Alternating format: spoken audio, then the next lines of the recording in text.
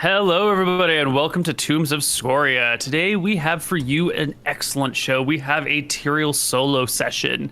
That month in October where Nick was studying spells, Tyrael was doing some two-handed training, Anton was out on the Red Coast. Well, now we're going to take a look at that from Tyrael's point of view a little bit more closely. Are you ready, Tyrael? I am super ready. Excellent. So just, I guess, for anybody watching, so the inspiration is that obviously, there are two incredibly separate paths right now for kind of the brothers to take, and I just kind of wanted to explore that idea more with Tyrael to figure out which direction he wanted to take, because I really truly haven't decided that yet, and I don't want to like spend a whole bunch of time in an episode like doing a bunch of like internal monologuing or figuring that out with like two other people like trapped in a call. So I figured we'd just do a side session, get it all sorted out, and then I'll have a better understanding going forward of what the motivations and everything are going to be. Mm-hmm. Great idea. So, you are in Wicthron Lorenta, the capital Rekis, in the middle of the war. It is the month of October. One brother has gone to the Red Coast to investigate his friends and allies there. Another brother is off studying spells with Arksomber. And Tyrael finds himself training with the new captain of the guard, meeting up with his new companions, his fellow treasure hunters, and investigating a couple of things that are going to crop up. So I've got some stuff to start us with, unless you have something you want to do that you know about. Sure. At the very beginning of the month, so we have lots of free time, right? Mm-hmm. Before we get anything super started, I would like to write. I want to lock myself up in my room, and I'm going to write maybe like 20 or 30 letters, and I want all of them to be some variation of like this text, basically. So I'm writing it to you just so you have it writing, and then I'll read it out. Hello, I'm offering handsome compensation for some information related to the ongoing activities of the McGarry family. If interested, please return correspondence immediately to this address. Compensation and further instructions will follow. Do not alert anyone else to these communications, or all further contact will cease immediately and your life will be forfeit. I would like to write out these. I'm going to leave one to each of my people. I'm gonna mail it from another address, and then I would like to do it to like 10 or 15 odd people in our household that's currently working with my mom, with the goal of seeing like who would return correspondence to like work with somebody else to fuck us over. So you're sending information to all of your supposed allies, your closest allies, to see which ones are willing to turn on you. Mm-hmm. And I'm gonna do 40 of these. And I'm gonna do, let me just check my character sheet. I'm gonna put 2 gold in each of these envelopes. Are you able to do you think that's possible? 2 gold in each envelope? Yeah, totally. Okay. It's like sticking a couple of quarters in an envelope. Okay, so I'm gonna write 20 of these, so I'm gonna delete 40 gold from my character sheet, so they think it's a serious offer. Yeah. Is there some form of like post office or like a name that somebody could leave an envelope to or whatever in a mailing place, or like a P.O. box kind of? You can, yes, there are courier services. So you can just have the message to return to a courier service left for someone with a certain name, and then you would have like booked it in that name. Mm-hmm. So yes, totally doable. Okay, yeah, then that's what I would like to do. I'll have like a common address, that it could be mailed back to, so that there's some place that I can go in a few days or a week or whatever to check and see if anybody has returned correspondence. Mm-hmm. Yeah. Mm-hmm. Okay. I think this is what we're looking for. Yeah. So you on each of these, you could ship these things out. Mm-hmm. On each of these letters as well.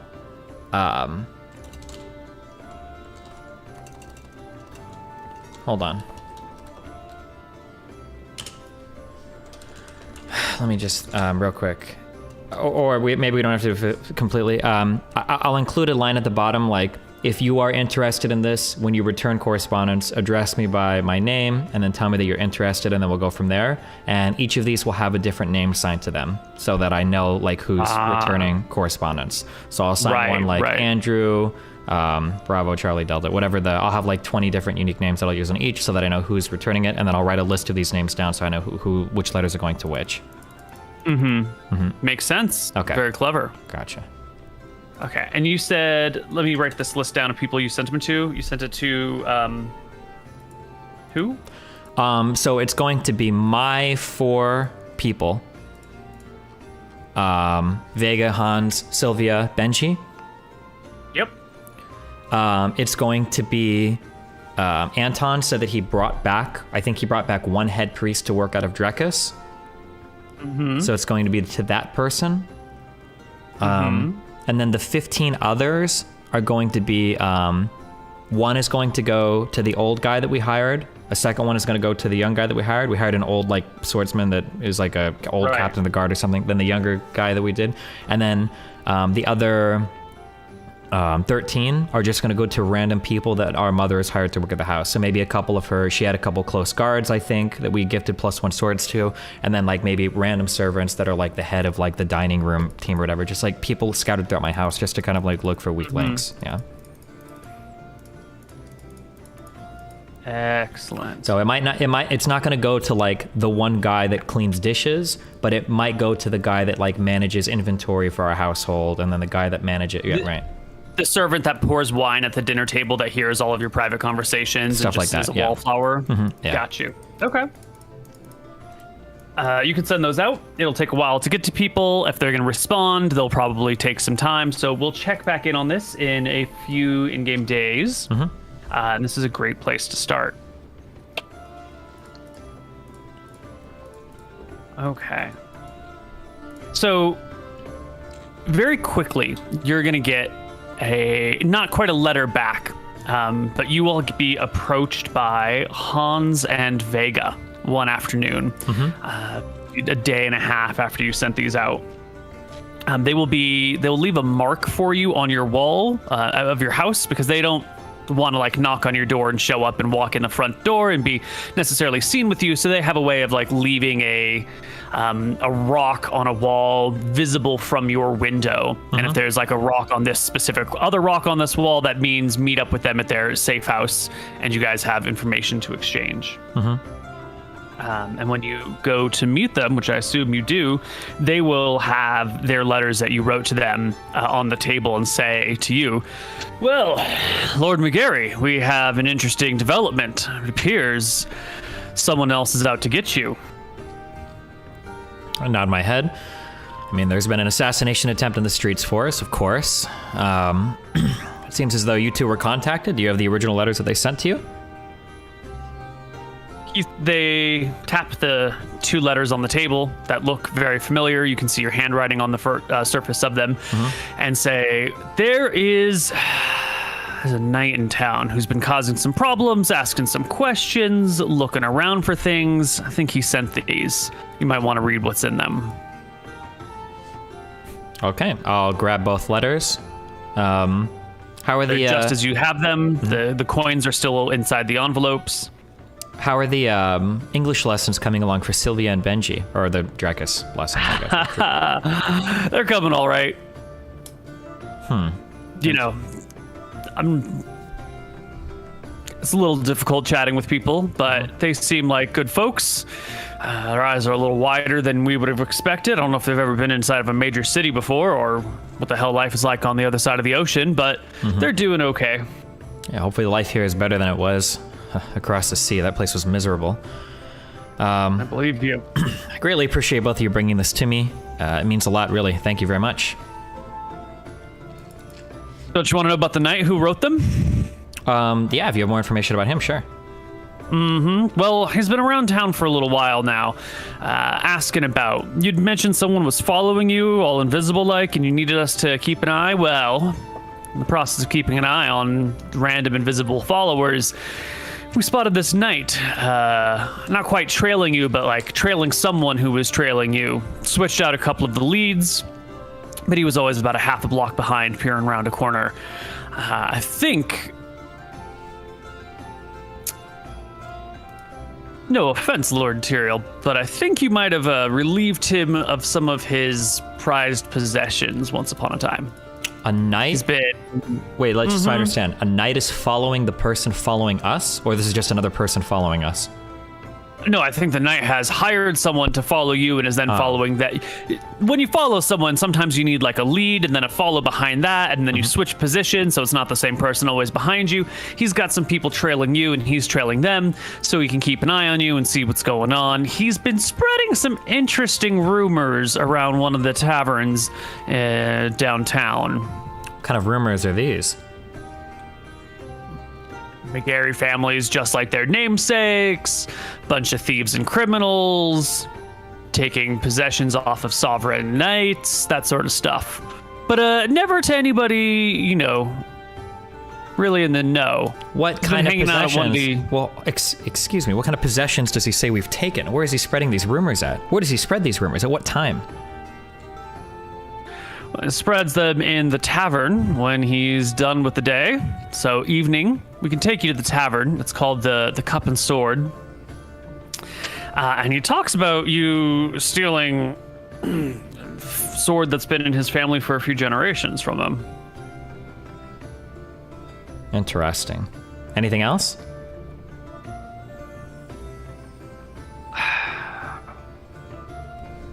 Yeah.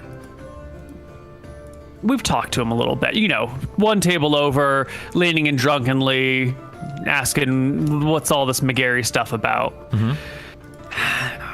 He claims that the three of you are essentially liars who didn't slay any dragons and are profiting off of the good name of some other hero because all you actually do is pretend to hunt things and then steal things from people. And he says he's got it on the word of a cleric that this is the truth. So there's that. He hasn't talked to anyone too high up and mighty. He's been hanging out in one of the merchant class taverns. Have we killed the brown dragons yet, or does that happen after our month? I think that happens after the month. Yeah. Okay. You've killed one some time ago. Azeron. Yeah, but you also killed one brown dragon a while ago. Yeah, that was long. Yeah, okay. Yeah. Interesting. Okay. And this man has been spreading these rumors every night? Well, we don't follow him every night, but the few times that we have kept a closer eye on him, he's been fairly open with his disrespectful tone. I didn't know if you wanted us to make the problem go away, or if you had some more information, something else you wanted to do. We've just sort of been keeping a bit of an eye on him and didn't think it was that much. There's always rumors. There's always someone who's been wronged who's going to spread lies, and there's nothing you can do about that. You track these people down and kill them. It only helps, I shake my head and I cut him off. I raise my hand to cut him off. No, not anymore. There are to be no random people dragging the McGarry name through the streets. I appreciate you bringing this to my attention. If you hear people that are bringing our name out into the streets, I need you to inform me immediately, and that's going to stop immediately. There will be no more rumors. There will be no more small talk. Anybody that is out here spreading lies about my family is going to have to confront those lies, and I intend to make this night confront them tonight. Do appreciate you guys telling me this, but I also in the future want to know if you hear other people that are dragging my family name through the streets. Sure, they just didn't have that, that lying quality. The story wasn't over the top. It was actually pretty solid and well detailed, had that grain of truth to it. That grain of truth that we didn't kill any dragons? Do you believe this to be true? That we merely travel from land to land? I mean, no. That part seems pretty solid. But the theft of a family heirloom, magical sword and stuff. Anyway, we can show you to the Cup and Sword, but you live here, so you probably know the way already. Of course, I nod. Tyrael flashbacks in his brain to how did we steal that sword again? It's been a long time. I don't even remember. I think it's been as long in game as it has been out of game. Okay. I don't remember. I want to say we just stole it in the middle of the night. We just went in and I think took it out of his room or something. However, that sword is now buried in our family, in our stock. We haven't given that to anybody or done anything, I believe, as well. That's just sitting inside of our. So it's not like it's out anywhere. Right, you're not carrying a rose blade on you anymore, are you? No. We had one rose blade that we gave to somebody else, but it wasn't the rose blade that was stolen. We should have one in our. Yeah. Yeah. Okay. Yeah. Fuck this guy. Okay. Got it. Anything else you'd like to update me on? Well, just that he's sending out these letters now. I think his intelligence gathering technique is beginning to expand. That's why we thought it might be worth your attention. Understood. Are you certain that it's him sending these letters and not another party? He's the only person we've noticed spreading lies and information like this. He's the only enemy of yours we've been able to get our eyes on. Could be someone else. It's just most likely to be him. Right, understand. We can check on the courier service, ask them some questions, see who it was that originally wrote these. But that'll take a little bit of time and finesse. Got to get to know the owner of the courier service's family a little bit, see what his weaknesses are, and what points of leverage we can find. They don't typically give up the names and descriptions of their of their clients very easily. I understand. That won't be necessary. I'll dig around a bit tonight. My brothers have a few spells that I can use to track down that kind of information. It's probably better not to draw attention to ourselves, so. Thank you once again for the information, and yeah. Whatever you say, boss. Okay. You can depart from your companions. So as Tyrael leaves, so I have a huge problem. Very much want to believe that I think this has always been like a big kind of it's now a big contradiction in Tyrael's life. Is in the beginning he was in kind of a noble family, but it was kind of shit. But he learned the ways of the rogue from his uncle, thievery, trickery, all of these things that are not very noble. But now his family name has climbed and climbed and climbed, right? So his family is pretty prestigious. But the problem is that a lot of this happened on the backs of this like thievery shit. So Tyrael really wants to confront this guy and be like, hey, fuck you. Like, but he's kind of right. And that really bothers. So there are parts of me that really hate Vega and Hans and what they represent. Just that's like an internal feeling that Tyrael has as he leaves the hideout or whatever, I guess it would be. Yeah. Because they represent the part of you that has been doing all of these thieving and stealings and working in the underworld. Yeah, basically, yeah. And they know it. They're smart. They're not stupid. It sounds like from the tone of the conversation, they figure that we've probably stolen things from before. Vega would obviously think that. I've traded a lot with him in the past, so. Yeah, you guys have dealt in this sort of merchandise, and you've asked him to steal things from people, and yeah, it's pretty clear. But now it feels like one of those things where the king or queen assumes power and then they immediately kill all of the people that helped them in the past because they don't want to be reminded of what they had to use together. Yeah, it's just that those kinds of thoughts are thinking, yeah. Yeah. But yeah, he leaves with the intention of tonight we'll be confronting that guy in a bar. Yeah, in a tavern. Okay. Well, you can make your way to the Sword and Cup. Did you want to do that right now, or did you want to wait until dusk? I'll wait until dusk when I feel like he'd most likely would be in there. Yeah. Yeah. You wait till dusk. You head over to the Cup and Sword, and why don't you give me a charisma check as you arrive? I'll do that. On my way over. So I'm going to be carrying with me. I'm going to be pretty particular about this. I don't even need to change my sheet right now, or maybe we'll later. But I'll have on one of the suits of blue dragon armor. The green dragon armor right now is with the elves, I think, because we're getting them to try to enchant it with the +3 from the chainmail. So I'll be wearing a suit of blue dragon armor. I'll have my 2 swords at my side, the +5, the moonblade, and then the Harbinger, okay. Harbinger, but I will be wearing a full cloak. So not a cape, but like a full cloak to cover my entire body. Right. Yes, I very specifically will not have the bag of holding on me. I don't know if you remember this or not, but that was one of we stole 2 things from him. It was that bag of holding and okay. And the rose blade, yep. Okay. And then I will go to the bar. Yeah. Yeah, and where's that charisma check? Oh yeah, charisma check.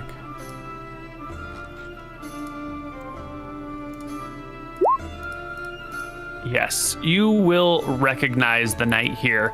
Your eyes go across the tavern floor from face to face, table to table, and as you do your second loop around, you catch the guy as he turns in profile.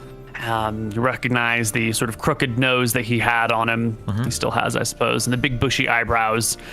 And I'm gonna quickly be. he then Well, my goal is to be a little bit nondescript. I want to be kind of like sitting in the corner because I want to see if this guy runs his mouth again at night. That's kind of my goal. Yeah. So you can find a spot here in the tavern. I'm going to bring us onto a map so we can get some semblance of an idea of how we are sitting. And then I guess I will just grab some random token for the night.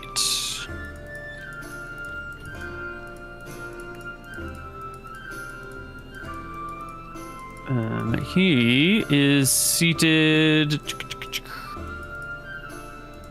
Where is a reasonable night token that's not too ridiculous?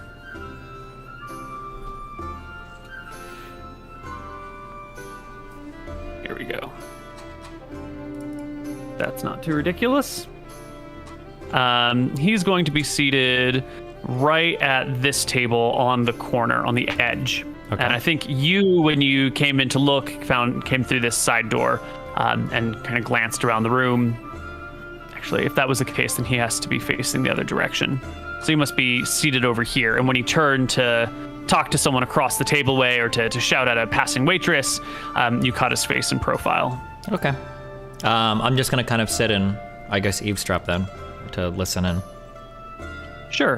Where would you like to position yourself in the room? These side benches you can sit at, or you can sit at one of these communal tables. They're, the whole place is filled with folks. There's people going up and down the stairs to the bedrooms above. There's people in the kitchen. Waitresses going to and fro. I'll probably be sitting busy area corner here, where he'd be least likely to recognize me. Though I imagine it's pretty crowded as well. So, yeah, cool. So you can sit here and order some food, have some drinks. A little bit of time passes, and you begin to overhear in one of the lulls a conversation from this table. A group of 3 dwarves have sat down here. Some sort of merchants. They've all sat side by side directly across from him. Just happened to be the only open spot. And pretty quickly, you can hear the dwarves start jabbering on about dragons and dragon slaying, and the guy across from the table leans in and goes, "You don't get it. The McGarrys didn't do that. There's someone else out there, someone stronger, someone who knows what they're doing that's killing those dragons. McGarrys are just a front." And the dwarves lean in more deeply and say, "Really? Tell us more, lad." And the guy begins to say, "Well, I don't know who's actually doing it, but it's definitely not that loud, a bunch of drunken louts. You know anything about their family? Let me tell you about their family." And he goes on to accurately describe some of the less favorable aspects of your family. The fact that the existing queen had to bail you guys out of essentially like debtor's jail, that there was a house bought in your name once your mother joined with the family, the gambling debts your family has been in, these like shady connections that have happened, a couple like some grandfather who had died under really mysterious circumstances, yada yada yada. Do I know anything about this guy and his family? Is he like a well-known noble family at all, or? This night, no. Mm-hmm. How old is he? He was just some dude. He's in his late 30s, early 40s. Mm-hmm. Yeah. You found out that he had this magic item, and I don't think you looked too closely at the rest of his family, and you didn't recognize the name. Yeah, okay. Before that, so he's not super well. I don't have any dirt that I would like embarrass him with anything. It's kind of what I'm. Yeah. But there's not any well-known scandals. Okay. Can't have a well-known scandal if you're not a well-known family. True. As I hear him running his mouth, I guess I will kind of like move my way through the bar, and I will take a seat right over here. Is there an empty chair? Is there a place for me? Yeah, there's the 3 dwarves on the end, and then there's somebody, and then an open chair, and then another person. So, you know, boom. There you go. I'll take a seat. You have a seat. I will look forward, not looking at anybody in particular. I'll take a long drink of whatever beer I'm saying, or whatever beer I'm drinking, and I'll just kind of speak loudly in front of me. I hear that as knights age, the only thing they have left are stories. Does anyone know if this is true? The knight pops up his head and looks over in your direction and says, "Was that a comment directed at me? Because I don't see any other knights around here." I look at him, and I look around a bit, and then I say, "I see barely a knight before me. With what confidence do you possess to slander the name of me and my family so much?" And I kind of sit up a little bit, and I imagine people could see my face. They should know who I am. Should see who I am. Yeah, the dwarves across from the guy, blatantly, openly staring and looking back and forth, watching the spectacle. The person between you and the dwarves uncomfortably gets up with a half-eaten plate and half-filled cup and just walks to the next table over. The person on your left side just crosses their fork and knife over the dish and get up and heads out the door. The people on the knight side of the table sit there still, and the knight glares at you and goes, You're Tyrael McGarry. You're the knave that stole my family's heirloom. You're the person who's been gallivanting about, trying to pretend that you're a dragon slayer. What is that, scale mail with paint on it?" I stand and I shed my cloak. I would hope that in the intimacy of the room, it should be quite apparent that the armor is real. And I will ask him, I will charge him, "Sir, you say that another person has provided us with this armor. If it's not me and my brother slaying these dragons, why don't you tell everybody here who's doing it? Stealing items from you? Stealing valor from other soldiers? You make many charges, knight." He gets to his feet. "You stole my family heirloom sword and the bag of holding I lost a friend getting. As he says that, and you returned them to me." I will draw my sword in a semi-threatening manner. Hopefully the sword glows faintly in the bar, not enough to emit a functional form of light, but enough that people can see the sword glowing. And I will say, "We pried this blade out of a 1,000-year-old statue in a land that was covered with hundreds of demons clawing at our boots. Does this sword look like anything that any loser in your family could ever come by? Tell everyone here now if this is your blade." "That's not my blade," he says to the room. He's already at his feet. But that doesn't I wait mean for him to talk, and then I it. cut him off, and I throw the sword to the table, and then I draw from my second holster, I draw Harbinger, which should look pretty weird, I would imagine. This is a sword that we traveled the oceans for, and this sword exists only to slay dragons. And I throw that sword to the table. Does this look like the sword that your family possessed? No. I shed my cloak completely, and I drop it to the floor, standing in my blue dragon armor, adorned with my, 10 magical rings. Only 2 are functional, of course. My amulet of health.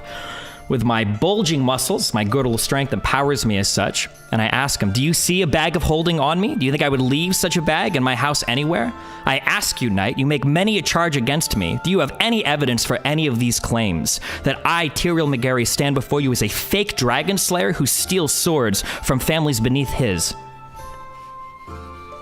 "I see no bag of holding on the son of the disgraced queen and the drunken lout."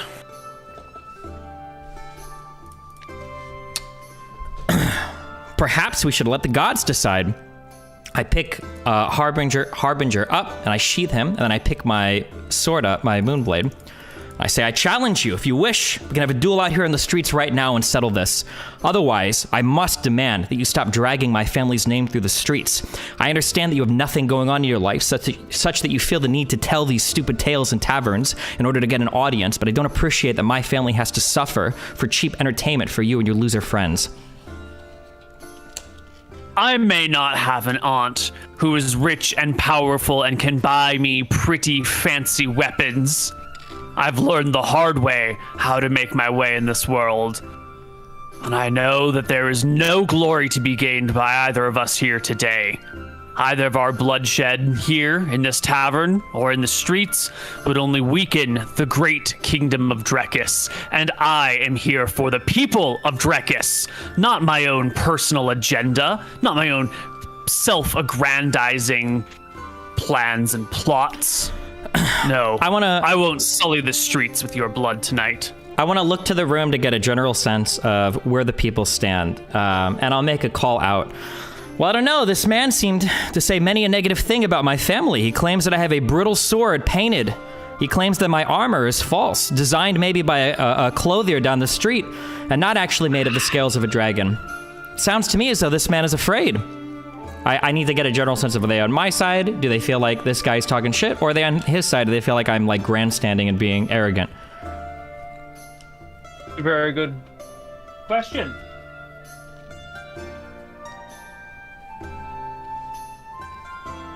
Well, most of the people here are merchants, they're travelers, they go far and wide, but they're also purveyors of news. They pick up every little bit of information they can, and everyone's been talking about the McGarry family, the dragons they've slain, Azeron's head, with all its blue scales, is out on the castle wall.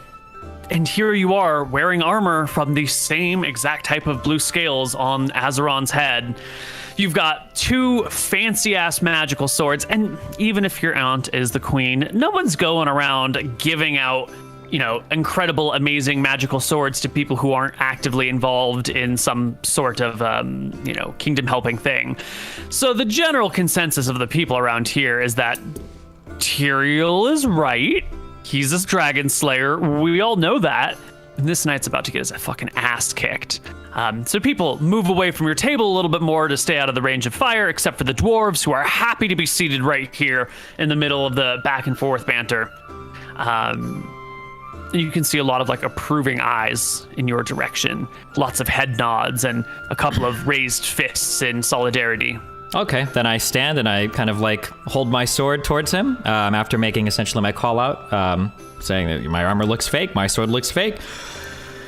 He should want to embarrass me in the streets then to regain his lost reputation.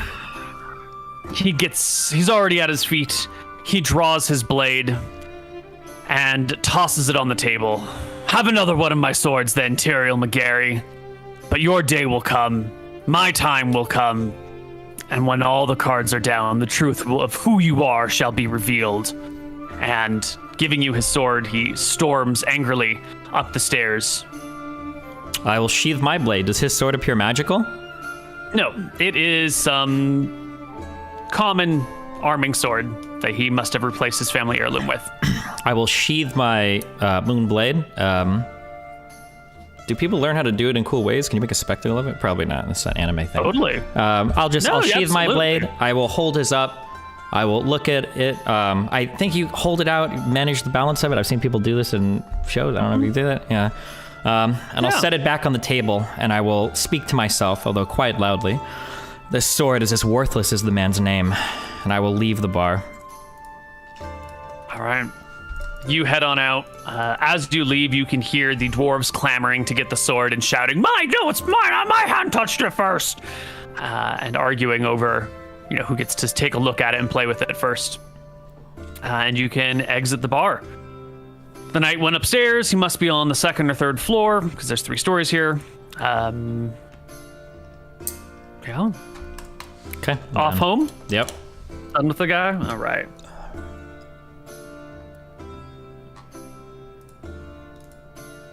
Okay. And you can head home for the night, leaving the man in his public humiliation and hopefully to not bother you again. Hopefully. Mm-hmm. Okay.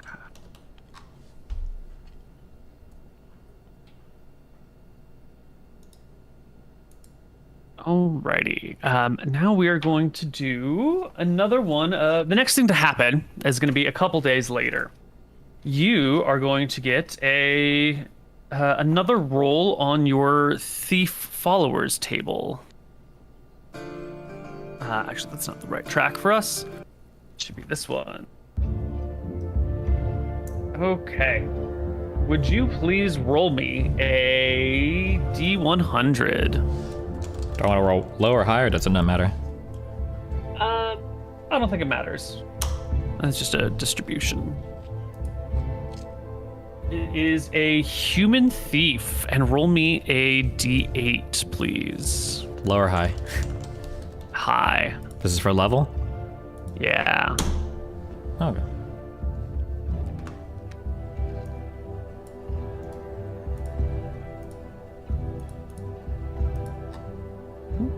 Randomizer. So, a few days later, you will be met by a knock on your door, your front door. Servants will open it. One of them will come and get you. And your servant will tell you that there is a man downstairs hoping to speak with you. Someone that the servants don't recognize. A gentleman in his 50s, sort of tall and slender. In his 50s, you said? Mm-hmm. Okay. I open my eyes, I shrug my shoulders. Hello, how can I help you? Man gives you a stiff and formal bow, and with a thick Eridonian accent says, "You are Lord Teal McGarry, are you not?" The one and only. My name is Montem. I have come from the ruins of Aradon by way of servitude in Matava, only to be freed and make my way here to the capital of Drekis, the last free country in Arcadia. I have come with an offer of allegiance and servitude to you. Takes a Aradon, knee in the doorway. is that the place to the northwest with the monks that we got the armor from? No, that's Akuba. Aradon is the kingdom that fell to demons. Oh, to the northeast. Mm-hmm. Okay. I nod. How did you hear about us? Obviously, I'm gonna have to ask you a few questions if you'd like to work in my employ. He remains in his kneeling position in the doorway to your house. Rumor has spread far and wide of the Dragon Slayers and the Demon Slayers. We have heard this is you. I have heard this is you and your brothers. I have served many a noble, many a baron over my many years. I would like to be of service to a new family, one who can provide for me and for whom I can provide my services and skills. I nod to him and I ask him, just wait one moment, I'll be back. I'll head inside, I'll grab a piece of paper, a quill, and I'll jot down the address of my current area where my thieves are staying, I guess my hideout. And I will direct him there and I'll say, when you reach this area, knock and ask for a man named Vega. Tell him that Tyrael sent you.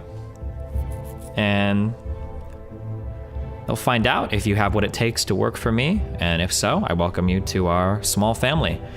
Otherwise, I suppose we'll cross paths at some point in the future. He gets up, takes a look at the piece of paper, regards your face for a moment, gives you a brief curt nod, followed by a stiff bow, whirls on his heel, his cloak flailing about behind him, and heads off in the direction of the address you gave him. Okay. Before this night ends, I'll go back to that hideout and I'll talk to Vega and Hans. And since they're not really working on anything this month, their job will be to kind of vet him, I guess, to do background research on him. Maybe give him small tasks, see if he's capable of doing it, and then, yeah. Yeah. So you want to talk to him before. You want to talk to Vega and Hans before Montem arrives? It doesn't have to. He can get there. He can tell them that I sent him. Either they'll call for me or they'll have him do small stuff or get him kind of situated, and then I'll just show up tonight as long as it's the same day. Yeah. Yeah. So when you show up, they have already spoken with the man. They are here with your other companions. the ones who are still learning Drakissian and can't really join in this conversation for the short time. And they'll let you know what they talked with this Montem guy about. Montem claims that he is from the town of Anvil, where he worked for the Baroness there as a... Well, you know, he didn't really say what his job was. He said he was a fixer of things. I got the impression that he made people disappear. That he... a fixer, I guess, is the best term for it. It's hard to get any background on him, though. Eridon's pretty far away. Anvil's fallen. All the people that might have known him in that time are gone. And then he said he spent some time in servitude in Matava before escaping. So his background's pretty sketchy. I don't know if we can ever get any details on it. But he's formal. He's got a noble accent, so he comes from either aristocracy or spent a lot of time with them. And his hands are fast. Why not? I say, well, I guess regard him with great care and see if there's any work you can find for him. And maybe we'll see if we can grow to trust this man. If so, we've found another companion. If not, then we'll just send him on his way and you can find work elsewhere. All right, will do. Are all 5 of my followers humans? Human, rogue, fighter, fighter, fighter? I think so. Okay, so I'm gonna try. Good, yeah. Yeah. Vega and Hans will obey your orders. They will pledge to keep an eye on this guy, see if he actually has, if he's got his shit together, if he's worth bringing into the fold or not, and then they'll report back later. Okay. This is night 2? Yeah. Okay. I'll just kind of casually ask Vega and Hans, Sylvia and Benji, how are they on their writing? Can they read well yet, or no? No, because they've only been back for like 4 days, because we're rolling back in time a little bit. So they're because they just came back here. Okay, gotcha. They just arrived, yeah. Because Vega and Hans approached me immediately about the letters. Sylvia and Benji have not, but it might just be that they can't read, or they are, we'll see. Yeah. They probably just have a pair of letters next to them somewhere that they can't read yet, or maybe they've given them to their instructor to read. Maybe. To them. Who knows? Okay. Oh, I guess when Vega and Hans return those letters to me, I'll verify those were the 2 names that were sent to Vega and Hans. Yes? Yes. Yes. Okay. Yes, they were Gotcha. definitely the ones that were sent. Okay.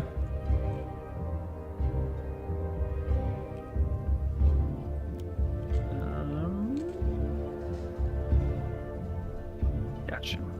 Okay. I think this is a good spot for our first break. While I review my notes and set up our next section. All right, we will be back. Hello, everyone, and welcome back to Tombs of Scoria. The next day, you are alerted during your breakfast time by your mother that there has been a bit of a problem. And she will hand one of these letters over to you. One of the letters that you sent to one of the older footmen who have been with you, the guy who pours your wine at dinner time. I say older, like he's been with the family longer, but he's actually still a fairly young lad. Sure. He's only like 23, 24, but he started working for your family when he was like 13 years old. Okay. So he's been here a while, but he's still fairly young. And your mother slides this letter to him that you had written across the table at breakfast time when none of the other servants are in the room. She says, well, look at this. I take the letter and I open the letter and I read through it. And then I close it, I set it on the table and I look to my mom, shrug my shoulders. Paulo received this in the mail this morning. He brought it to my attention immediately. I think we have some enemies. It might be time to go get your brothers. I guess Anton is away, but we should grab Imric whenever he wakes up. I shake my head. I love you very much, Mother. You said you wanted the responsibility of running the estate. and it seems as though prying eyes trying to gain access to our estate is probably something that falls directly under the purview of your job. What do you suggest we do for this? Pretend that this happened and me and my two brothers were away on another continent. How would you handle this situation? She sits down, sips some of her watered-down wine that she has with her morning breakfast, considers the question for a little while. Well, the first task would be to see if any of our other servants have received letters like this. Then we would need to find who sent them. If we can track down the courier who delivered these letters, perhaps the servant who answered the door would know. We might be able to find who sent them. I don't think anyone would turn down such a request from our family at this point in time. And from there, it depends on the information we find. Perhaps this is muckrakers, who we would only serve to give more attention to by making a big deal of it. Perhaps these are enemies of the state, and the matter should be handed over to the queen. Or perhaps they are personal enemies. I know not everyone in our family has always been the most noble of soul. It is possible that there are people out there who have a rightful claim to hate us or to wish to see ill of us. And those we can maybe perhaps persuade that times have changed and the McGarry family is the hope for all Drekis. Or perhaps we'll have to see justice met on the side. I nod, considering everything she says. Well, it sounds to me like you're plenty capable enough of handling this. You seem to have a plan of action, you seem to have a goal, and you seem to have the means and tools necessary in order to take care of this. So it seems as though you can deal with it on your own, probably without bothering either of my two brothers. Yeah?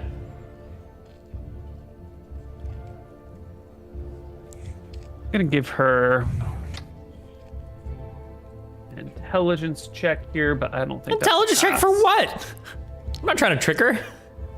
No, you're not trying to trick her, but an intelligence check to see if to notice that this is maybe like a leading conversation where you are to see if she can tell that you have some sort of agenda here.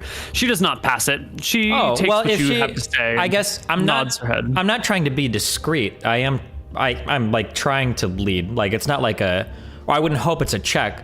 I'm kind of implying that like she needs to be able to take care of the matters at the house without relying on me or my two brothers. That this is her job. She asked for this responsibility. Yeah, I'm being a little coy about it, but I'm being pretty forward. It's not supposed to be right. When I ask like, well, what would you do? Oh, good job. See, looks like you can take care of these problems. It's like when a kid gets frustrated with their homework and you're like, oh, see, look, if you just spend a little effort, you can figure it out on your own. You don't need to cry to your parents for it. Yeah, except this is crying to her children. Yeah.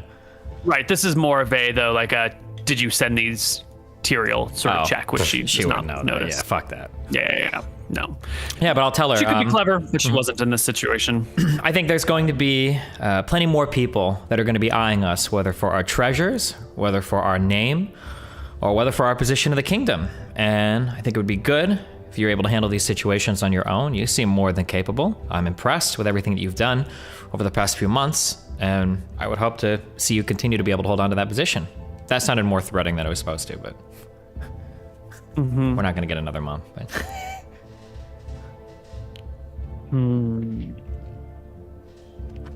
Okay. Servants come in. She changes the conversation topic to the arrangement of the flowers and rugs on the upper floor of the new house, as long as the servants are around. And once they clear the plates and the dishes and go back to bring out the crumpets for dessert, she switches the conversation back again. I think that is a wise idea, Tyrael. If one of our servants got this letter, I'm sure it has been sent out to many of our friends and family members. It appears that I should be making the rounds and chatting with our closest friends and allies to see where these people stand. I may need to call upon a favor from you for this, but give me some time to work out the details. Okay, I nod. I will. I'll produce from my cloak the list that I had written down earlier. I wrote down each of the names of the people and the names that they'd be responding to. And I'll slide the list over to my mother. And I'll tell her, these are the servants that you should expect to return letters to you. Anybody that doesn't, I would treat them as though they are a thief or a murderer or somebody looking to make money off of backstabbing our family. Sorry if this feels a bit underhanded, but you must understand. Has the assassination attempt happened yet? Was that like on the day 1 or 2 when we got back, or? That was the day that you arrived back. Cloaked assassins are making attempts for our lives on the street. I worry not only for me and my 2 brothers, but I worry dearly for you as well, Mother. Sent some letters out to some people to see who's trustworthy and who's not. Hopefully everybody on this list returns a letter to you. Whoever doesn't, I'll defer to your judgment for how you wish to deal with them. I see. Clever, my son, very clever. I'll nod and She stand. mutters to herself. Once breakfast is done, she will get up and start making the rounds of the house, making sure everything is in order. Okay. Okay. Can I go? That night. I was going to say, I don't know if I'm actively checking just the post to see if anybody has returned or taken up any of these offers yet. No, not yet. Okay. Not today. But tonight, when you return home, you will be informed that 2 servants were let go from their employment here. One of the new footmen, who was hired just weeks ago, it seems, a man by the name of Grindle. He has been let go because he was given one of these letters, or sent one of these letters, and not only did not present it to your mother, but also denied having received one. Okay. And your mother's oldest handmaid, a woman that's been with her for 30 years now and has served by her side, helping her get dressed practically every morning for the last 30 years.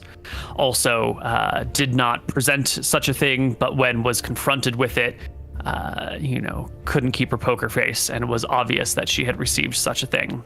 In both situations, your mother decided that, well, in the first one, he's new.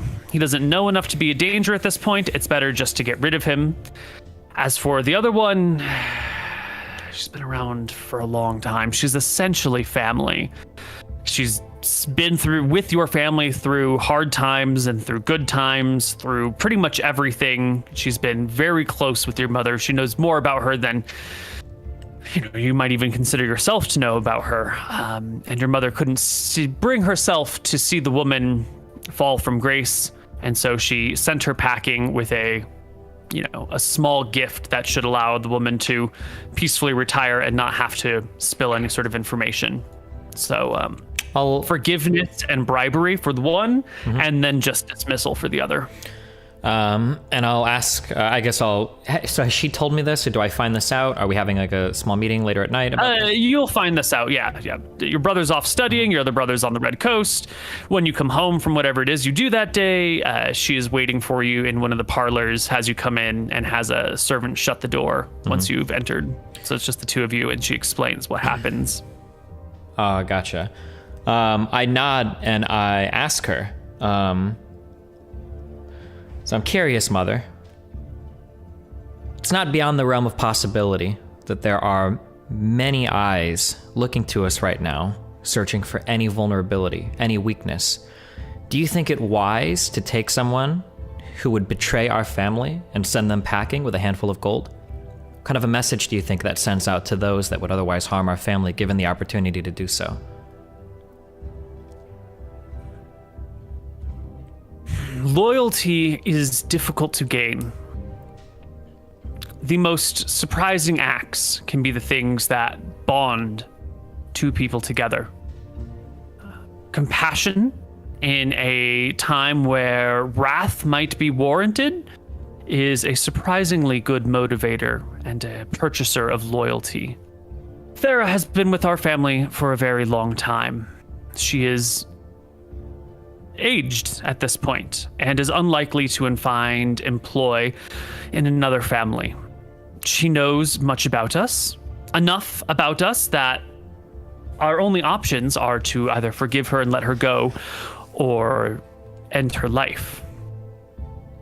So we can be the family who will not forgive you if you betray us, but that also makes us the family who will kill our closest friends at the slightest problem. I figured, for our time at the moment, it is better to be thought of as kind in spirit and firm in hand, rather than full of wrath. Your brother, my son, is already giving us enough of a reputation of wrath and vengeance and anger.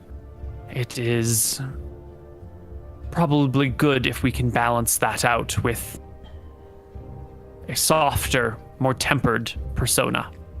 And Thera's been with us since just a few years after you were born. I could not see to be the cause of her death. I nod. I consider it for a moment, and then I say, I understand what you're saying, Mother. I'll only say that I spent more time than I cared to with my uncle. Anytime we'd enter a tavern, he would always tell me to look for the kind faces. He told me that compassionate people were the ones that were the easiest to take advantage of. That lesson took me quite a while to learn, and I would hope that you would learn it soon, because too much compassion might be an invitation for trouble. Just be careful. My brother-in-law was a man who made many enemies. His perspective of compassion is a weakness, I think, alludes to his troubled mind, his troubled state. You can see where such a philosophy gets you in life. An early grave. I don't know how many lessons I would take to heart from that man. He's not the man your father was, as I'm sure you know, and his mentality can be venomous. Did our mother know that father died because he was pushed down the stairs by a specter? I don't think you guys told her that detail. I think you just let her believe that he fell down the stairs. Okay. But, you know, she was pushed down the stairs once by a specter, so maybe she's put two and two together. That's fine. Okay. I nod. I say anything else? Or am I free to leave? You are free to go about your business. Okay. And everyone else within our house on that list checked out. They had maybe not handed the letters over to me yet, but they had not denied them, nor had they written back. Don't you think perhaps it would have been wise to wait a little bit to see if they would have acted on them? Perhaps some of them were contemplating betraying us, no? It's possible, but after Paulo handed over his letter, I was worried that word would spread amongst the servants, and it would, I would say, someone who might be willing to betray us would hear that others have received it and word was out and switch their points of view. I figured intervention was quick before word spread and people could plot and plan around the information. Okay. I nod. To be fair, if Paulo had kept his mouth shut, this would have been a more useful test. I guess his heart was too pure. All right. I nod. I rise, offer a hug and a kiss. I leave. On my way out, I would like to talk to whoever the head manager of the servants or the employees are. I just like to get the full names and information of the two people that were released. Grindel is the new footman, and Thera is the old handmaiden. Understood. All right, before the night is over, I would like to return to my hideout to check in on Vega and Hans. And Montem. Veg and Hans are here. Montem is with them as well. It seems that the three of them are throwing knives at a target board against one of the walls. Your two others who are still learning Drakistian are practicing their verbs and nouns on the other side of the room. And every now and then Hans or Vega will shout some sort of phonetic correction to them from across the room as they say, you know, cat, cat, dog, dog, dog walks to house, cat walks to house, right? And they'll be like, no, it's not cat, it's cat.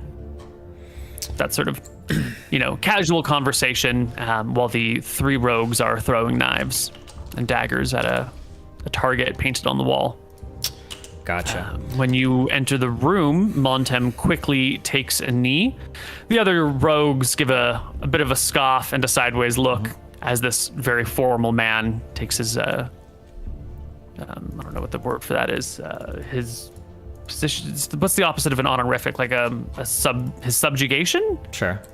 Yeah. I laugh for a bit, or I chuckle heartily. I tell him, it's okay, Montem, you can rise. We don't really do that here. He gets to his feet, clasps his hands in front of him, lets his cloak fall around his shoulders, and stands silently while Vega and Hans come up towards you. Anything you need, Lord Tyrael? Or are you just making another checkup? I nod to Montem, and I say, a question, maybe a quiz for the three of you. Montem, I'm curious, for you first. I reach into my bag of holding, and I produce in front of me a vial. I ask him, can you identify by sight alone what you believe this is? I'm holding in front of him a potion of poison, J, the J marking one, whatever the J one means. He looks at the potion of poison.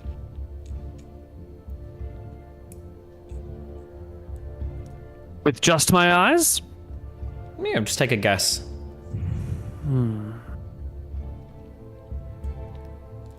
He considers it hard and long, and then shakes his head and says, I prefer not to do guesswork. I know not what that is. I look to Vega and Hans. What about for either of you? Would it be reasonable to identify this as a rogue that's probably seen a lot of poisons with his uncle? Would you be able to identify any of these off of... Probably not the potion of poison, because that's an actual like potion that it is a magical poison. Maybe non-magical poisons would be easier to identify, but not sight alone. You might need to like give it a smell or, you know, a texture or something. Sure, I'll hand it to them, I guess, so they can take a whiff of it if they want. I'm just curious if anybody here is like super like, oh yeah, this is blah, blah, blah. And if nobody, yeah, that's fine. Okay. You know, they make guesses, but they don't know. Yeah, I'll take it back. This is a potion of poison. Montem, as luck would have it, an assignment has dropped into your lap. I have 2 people that I need you to poison within hopefully the next 2 or 3 days. Vega and Hans will be able to help you, but ultimately, I'm gonna need you to be the one to carry this mission out. You think you can handle it? Montem gives a slow, solemn nod. I will need names. Addresses are preferable. All right, I nod, and I will give him the names of the 2 that were let go from our family. Rogues are able to create or procure poisons, or is this like a very hard thing to come by? Poisons are a little difficult to come by. Some are fairly common and fairly easy. These are like poisonous berries that you might find. Most of these are more of irritants than actual like lethal things, or they're only lethal in doses so high that it would be hard to get them in a person without that person noticing. But someone with the right connections can get poisons from someone who's more specialized, like a snake catcher who can then like milk the venom out of a viper or whatnot. Gotcha. The procural of poisons is usually a specialized task that you then buy from. Okay. But, you know, right people. Potion of Poison J, is this the fast acting one? Let's see.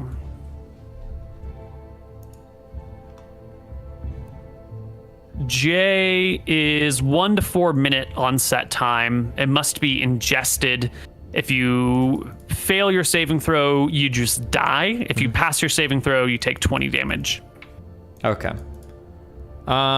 So can they get their own, or do I need to give them these potions of poison? Well, that depends. Do you want to test Montem's ability to gather poisons on his own? Or do you just want him to get the job done? I need this job done fairly quickly. Then you should supply them with the poison. Okay, I've got 3 potions of poison. I'm going to take 2 off my sheet. I'll give him 2 vials. I've given him the names, the 2 people. Hopefully within 3 days they've ingested them. The hope would be to avoid any other violence. But... Montem goes and plucks his dagger out of the wall, sheathes it in like a concealed sheath on the inside of his cloak, and will make for the door, giving you a stiff bow on exit, and then trotting down the stairs. Vega and Hans look at you, and once the stepping on the staircase has faded and the outer door has been shut, they ask you, where the hell did you pick up this relic? This guy is, I don't know. It's like some old dusty book you found somewhere. It's not a Kuba, it's... Eridon. Rather, have you been to Eridon before? They both nod. Yeah, I mean, that whole place is just beyond imagination. I can't imagine the types of people that would have survived there or escaped from there. It's the closest thing we've come to hell on Earth, so it's not surprising that this guy's a little bit off, but as long as he's trustworthy, it's the most important thing to us. Vega says, I don't really trust someone that formal. They never let their guard down. They're always on edge. They're, they're always ready to hide something. There's not a lot of trust coming out of them. I find it hard to keep any faith in a person like that. I understand what you... Or go ahead. Go ahead. I was going to say, No. I understand what you mean, Vega. These are actually the people I appreciate around me the most. The ones that would perhaps turn if offered a good enough deal. The ones that would perhaps backstab us if they saw us as unreliable. The reason why I appreciate these types of formal people is because they are, most importantly, predictable. As long as it's within his best interest to remain employed by me and working with us, we can be assured that he will continue to be employed by me and working for us. So we just need to make sure to serve him well as he serves us, and everything should be fine. Much better than somebody that trusts their heart or their head, whose desires or whims could change at a moment's notice, for a foolish relationship with a woman, for some pride or honor for another country. I don't know. Montem seems like a predictable fellow to me. All right. They both kind of bob along with understanding of your perspective. Hans says, this Montem guy kind of gives me the creeps. He's just... When you asked him to kill this person, there wasn't a question of why. There wasn't a question of, what else might be involved here. There was just silent, steady obedience. Didn't this guy just show up a couple days ago? Already he's that willing to drop into murder? Well, fortunately for the 3 of us, you 2 should have plenty of free time between teaching these 2 how to read and write. I'm sure you guys can keep tabs on him, make sure that he's not up to anything too spooky, but... somebody that's loyal and obedient is probably going to be helpful for our cause, yes? Who knows what he's seen in those lands to the northeast. It's possible that this is more humane than anything he was forced to witness up there. Vega chimes in. Yeah, besides, he's got to prove his loyalty, right? You don't show up to a new employer, have them ask you to kill someone, and then be like, hey, who am I killing, If he wants in, he's got to make a good show of it. I get it. I can get that. It's probably the most respectable part of him. But you're right, someone should keep an eye on him, and I think he's got a good enough head start. I recognize those names you gave. One of them's your new servant, yeah? A new servant and an old servant. Apparently they had received the same letters that you had. Despite this lady working for us for over 30 years, she had the gall to hold this letter back and perhaps give information that would lead to the death of people in my family. It's unbelievable to me. Well, someone should see to that. He looks over to Hans. I'll take the footman. You take the old woman. We'll see which one Montem gets to first. Vega and Hans nod at each other and excuse themselves down the stairs as well, leaving you with the 2 Solommites? Whatever the Eastern people. Yeah. And they wave and come over and practice their common tongue with you, which is pathetic at this point in time, but that is to be expected. And you can head home or whatever else it is that you want to do with the rest of your day here. I will, I'll stay and I'll chat for like a few minutes.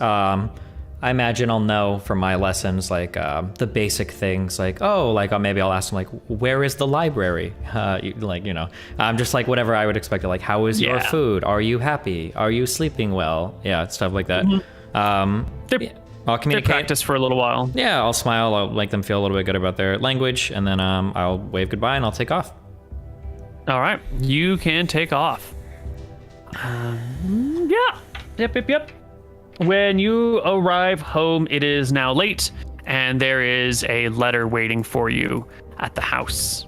One of the servants hands it over to you, says a courier delivered it, and it is a return letter from the one that was addressed to Grindel, the new footman. It appears that Grindel had written back, and the message says... what exactly were your words? Handsome compensation for information related to the ongoing activities of the Marigary family. The letter says, your gold is much appreciated. My family can always use more. If there's anything I can do to be a friend to you, all you need do is be a friend to me. Okay. Well, they're not gonna have to worry about spending money on him anymore, so it's good. All right. I'll take the letter whatever room I'm sitting in. I'm sure there's a fireplace in it. I'll toss it at the fireplace and watch it burn. It goes up. Okay. And that is that. The night passes.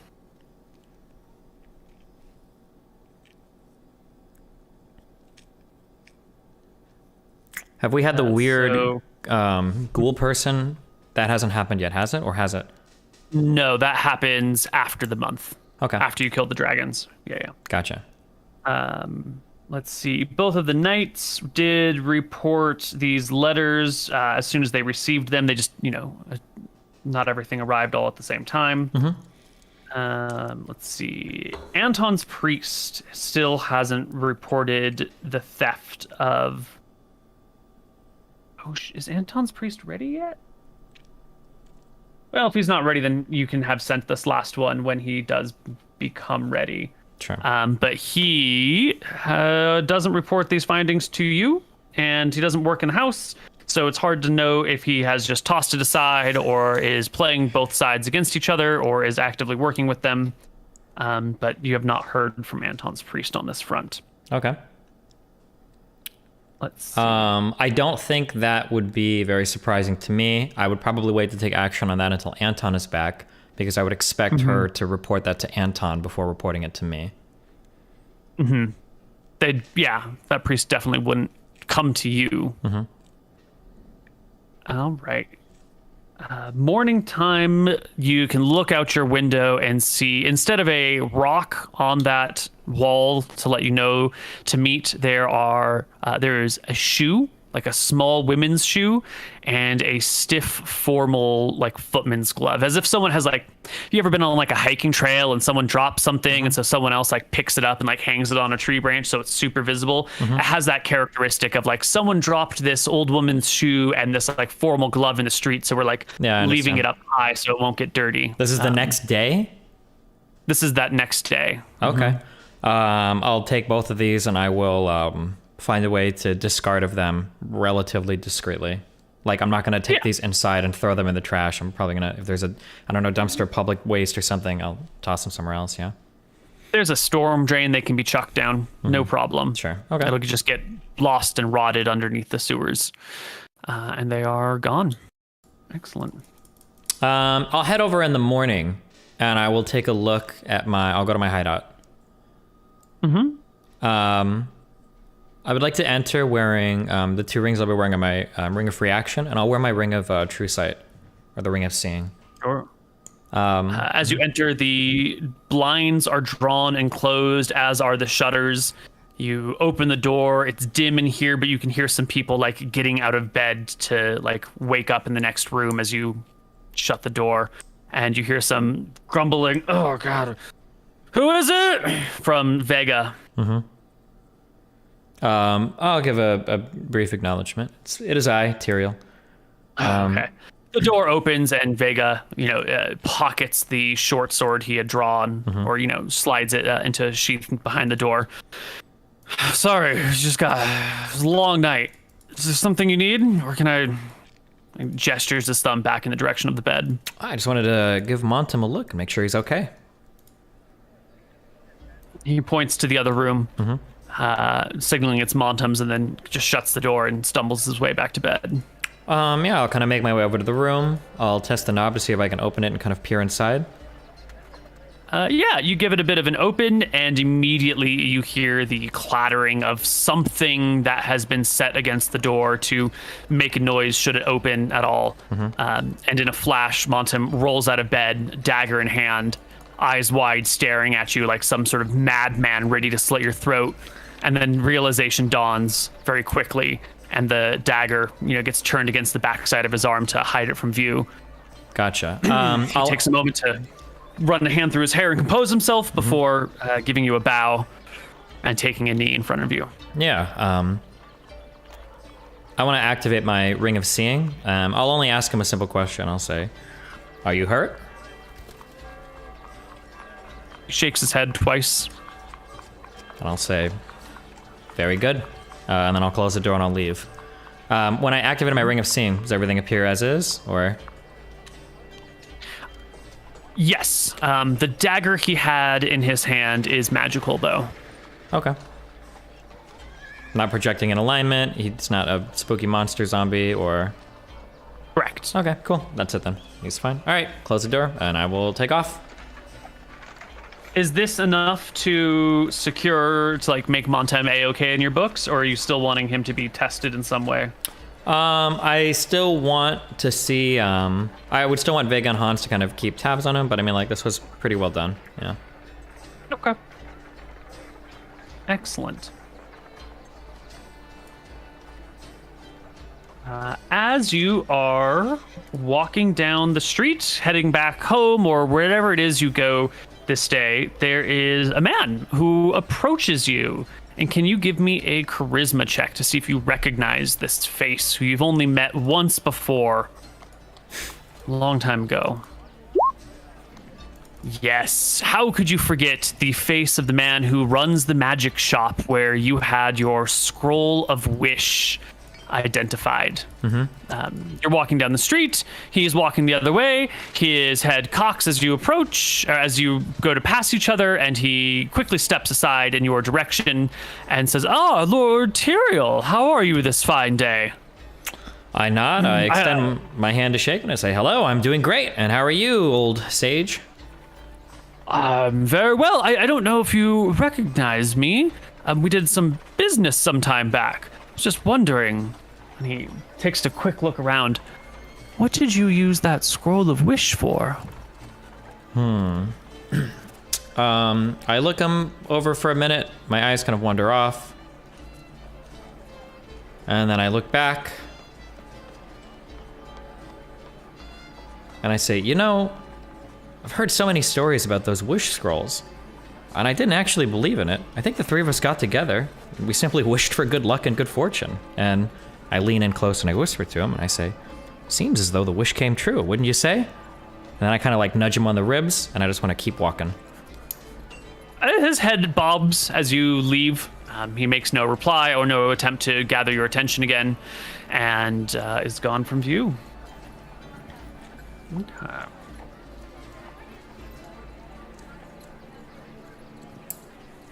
Cool. So that's all that's going to happen today. I still have some more things, but they're going to happen later in the month. Is there anything that you wanted to check out or do in the meantime? So Montum seems good. I feel pretty solid about the loyalty of the people around our family. Mother's continuing to fix up and take care of the giant warehouse that we've got to make it more homely. Emmerich is studying with Arc Somber. Anton is hopefully safe studying abroad. I'm practicing every day to learn how to dual wield. Don't think there's anything else particularly. I think I'd mentioned that, like, I would like to visit kind of like libraries and kind of read and gather information about like rulers of old. We'd mentioned that kind of like in a passing statement. So, yeah. Otherwise, I don't think anything specifically should be going on. Yeah. Yeah, I think you spend the next few days training in your 2-weapon fighting style with his name Valmont, Varen, Winthrop Vandal. You work with him for some time. Until 2 weeks later. Actually. Oh yeah? I will go somewhere else. Who is like the biggest, baddest? Actually, I want to make a meeting with Arc Somber. Sure. It's not difficult to arrange, and you can find yourself in Arc Somber's chambers one early morning before she goes off to her work that day. If possible, got all her spells memorized. Okay. If possible, I'd like to go there either very early or very late when I know Imric won't be studying there. Yes, very early in the day it is. Okay. I will find Arc Somber. I'll knock. I'll nod. We go into her quarters or whatever to chat. She sits down across the table from you, has her apprentice pour you both some cups of tea, set them before you and before her, and the apprentice disappears up the tower, leaving the two of you to chat. Arc Somber looks you over. My dear Lord Tyrael, what brings you here this day? I expected your brother, and yet here you are. Well, you know him. I'm sure he'll be following along shortly to continue his studies, whatever it is you guys read about in here. I have a question for you, Arc Somber. Yes. I kind of like nod, like, do you mind? And I reach forward to grab, I imagine there should be like a quill, like a writing thing, and then like some parchment so I could write something down. Yeah, she sees you reaching for the quill, grabs papers, puts them in front of you, and watches patiently and quietly. I will draw on the, parchment 2 horizontal lines, and then detach from those like a circle at the end, that symbol that I've seen over and over again. And I'll turn the parchment and I will slide it over to her and I'll ask her, do you have any familiarity with this ruin symbol, this writing? She studies it carefully for a moment, racks her brain thinking about it. While she's doing this, I can make a quick check, whatever. I would like to very, very, very carefully, as I'm asking her this question, I am trying to be, the Ring of Seeing I don't think would help me here. I want to see if she's like whoa, or like is she trying to hide a surprise? Like how is she regarding this? Yeah. Right. Give me a charisma check as you try to read her face. I've used a lot of good rolls today, Koibu. Okay. She is. Oh, I have a luck composed. stone. Never mind. Okay, good. She is well composed. Her face doesn't betray any of her inner thoughts, but it does furrow as she tries to search her mind. Eventually, she stops and shakes her head and says, this is not a symbol that has any meaning to me. None whatsoever? What is it? No. I take it back and I say, it seems strange to me, but I think across our adventures, I feel like I remember seeing this scrawled on a wall somewhere, and Anton reacted to it in a pretty strange way. I asked him about it. He didn't seem to have any more answers for me as well, so just wasn't aware if there was some other meaning of Velthara or some other type of meaning behind the symbol. It might help me a bit. But if you have no idea, do you know anybody else that might study these types of ancient symbols that would know anything about it? There's a historian in town. He might recognize this if it's what would you call it? A symbol of nobility or an old symbol of war in some way, shape, or form. Let's see, there should be a sage in Fenden that studies the ancient works of long-lost mages. Not magically inclined themselves, but just a historian of magic. And they might be able to help you if it is an arcane symbol. Your brother would be able to assist you if it were divine, and that should cover your 3 main bases. Okay, I nod. I'll start with the historian in this town, and I'll head to Fenden after if he has no answers for me. I very much appreciate your wisdom. I would say that your wisdom is definitely the aspect of you that I appreciate the most, even if we have been at ends with each other. I understand why you do the things that you do, and I must say, even if I disagree or get angered by your decisions sometimes, I definitely can respect where they come from.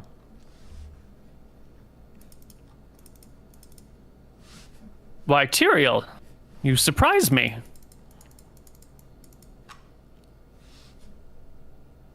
Surprised for not being the brutish oaf my father was, or...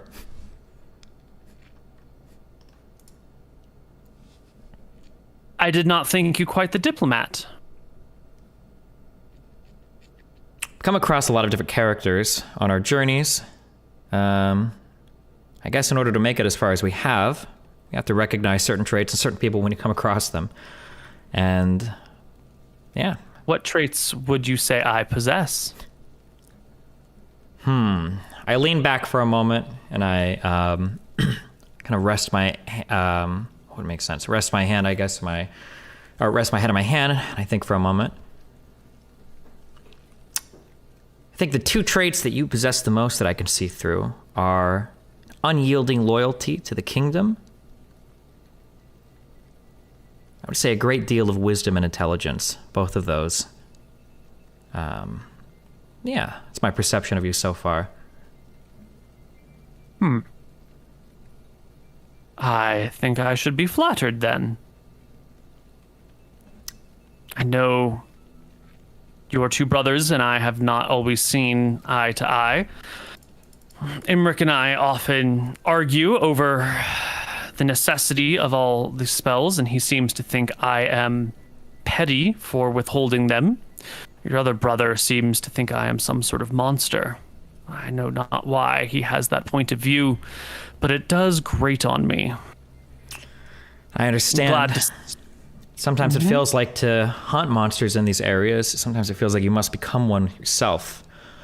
I'm sure even within you a bit of that monstrosity resides. I appreciate it, and I think maybe you see some of that in us after all the things that we've done.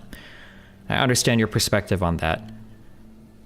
It's become very difficult for me to balance what is best for country and best for family, and I can only hope that these two things never come in conflict with one another. It's something that's caused me a great deal of stress over the past couple of months, and I think that's come out in ways that is a bit more confrontational than I would have wished it to. It's easy to put king, queen, and country first when you have no family, she says.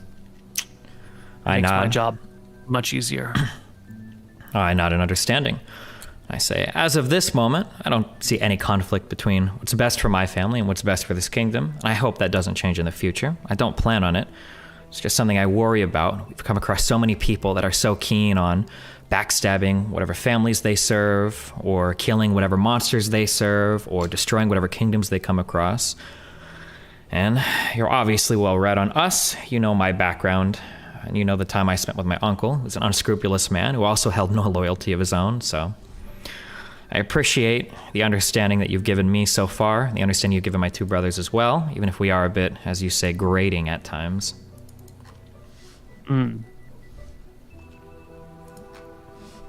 This does bring up a difficult topic, and with just you here, this might be the appropriate time to address it. It has not escaped my attention that Anton bears around his neck the mark of Velthar's Chosen, a holy symbol bordering on the level of artifact. It makes many of us a great deal uncomfortable to see him carry such a thing. I mean, the artifact itself confers a great deal of power, does it not? I believe we've been using it to hunt down people. He has an uncanny precision for finding people that he's marked with his amulet.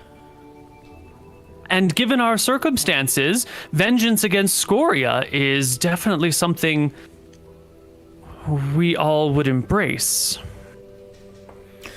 Vengeance seems to beget more vengeance. What happens after Scoria, I suppose, is going to be the direction of this conversation. What happens to the people who were not kind to your family before your rise to prominence? What happens to the people who make slights or perceived slights of your family? How far will this take him? Anton has become an extraordinarily powerful cleric in a very short period of time. His penchant for wrath is, as you know, is quite strong. I have no doubt that is why Velthara has picked him of all of her clerics to do her bidding. And I worry what that means for our queen and country. I'm gonna look to the side for a moment, a bit uncomfortable, and I'll bring my eyes back to Arc Somber. It's a bit embarrassing to say, but if I'm to be completely honest with you, I would be lying if I said that I didn't consider my brother when I'd heard that my father had taken a fall down the stairs.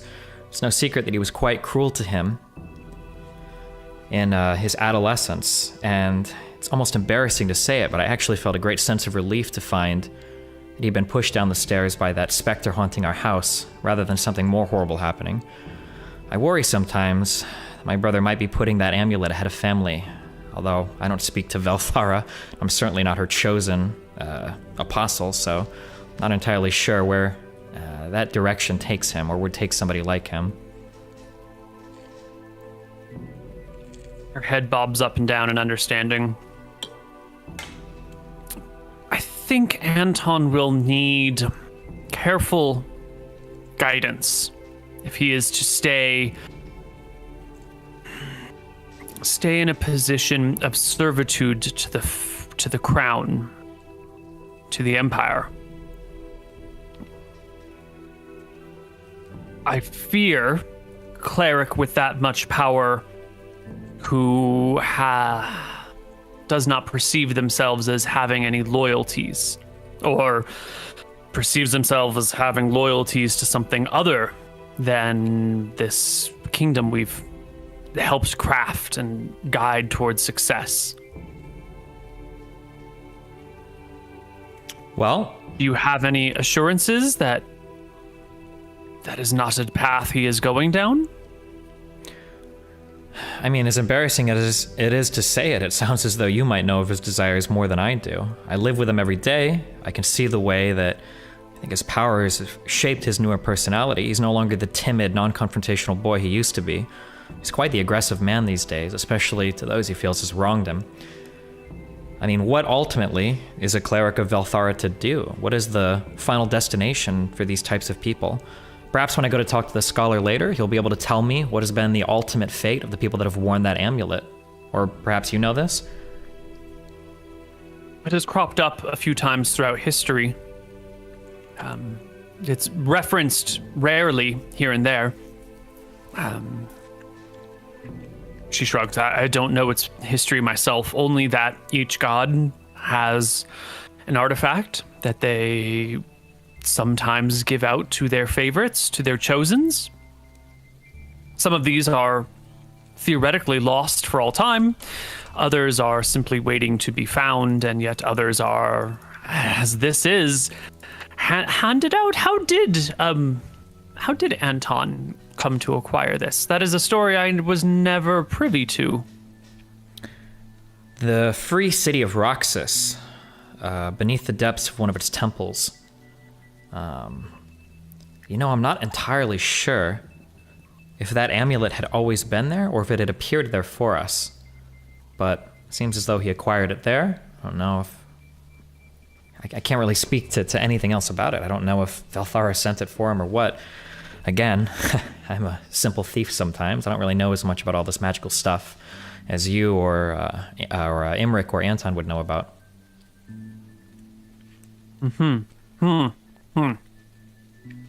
Well, it is undoubtedly magical. It emits an overwhelming aura of magic. I just pray that when the time comes for him to choose his path, he chooses wisely. And I hope you and Imric can guide him down I would say a path of temperance, but I don't think that mixes well with the cleric of Velthara. Well, I suppose it will do the best that we can to keep him in check and hopefully find stuff to keep him busy.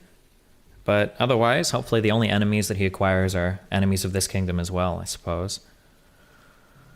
I scratched my head for a moment. You know, initially, I know that we haven't had the best of relationships. I thought of a few ways to approach this conversation. I thought of offering you a gift, but I think that would feel more like a bribe than anything else, especially for somebody in your position. So I'll merely leave the offer that I did before when I left here, although I think that happened in the future. But if there's ever anything that you feel that you need that we might come across in any of our adventures, feel free to let us know. We've made it a habit of acquiring strange and rare artifacts from around the world, the places that we travel to. So just let us know if there's anything you need. I appreciate your offer. I have the things that I need. I serve the kingdom, and I use the kingdom's resources. If there is something that comes up, I'm sure you will hear of it. But for now, as long as I stay away from the front lines, my needs are met. Okay, I nod and stand. She gets up as well, walks you to the door, opens it for you, and then you guys can part. All right, You'll meet Imric on his way into the castle. You can exchange whatever pleasantries you want, and he'll go into study. I want to take out my sword and kill Imric. He dies. Okay, all right. Continuity is broken. Okay, all right. I nod at Imric. I imagine I probably assure him, hopefully, that I just had a pleasant conversation with Arxamber. Hopefully she's still standing at the door and she's smiling, because I imagine as Imric approaches, he's going to be worried that I showed up to start a huge fight again or something, and then those two will go off and talk. Yeah. Yeah, they go off and they do their thing, and that's it. Yep. Okay.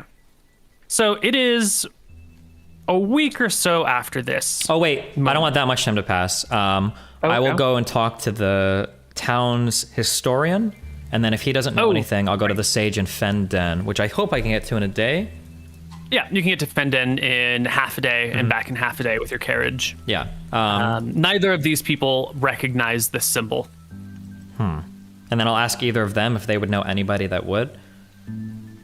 Nope. Interesting.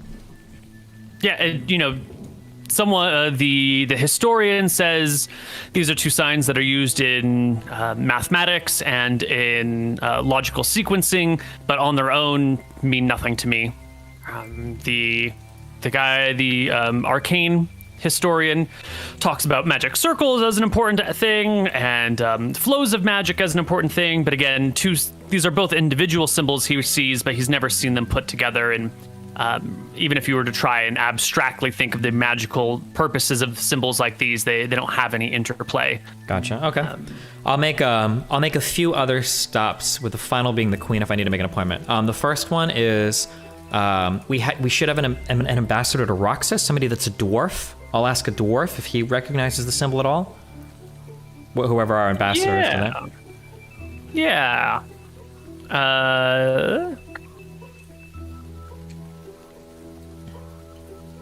The dwarf tells you that this is a symbol used in mining. Whenever you have a set of mine tracks that intersect, this is the symbol to mark that here is the switch that you would use to shift that middle circle that runs around. It's the parallel railroad hitting the turning thing, and that way you can redirect the direction of any given mine cart. Gotcha. He seems pretty solid that that's the... Yeah, I nod and I thank him, tell him I found some of these symbols etched on a wall at an old mine shaft. I didn't know why. And then I leave. That's what it is. Nothing important. Can I make a meeting with that, or just a quick visit with the guy, the elven ambassador that had enchanted my green dragon armor?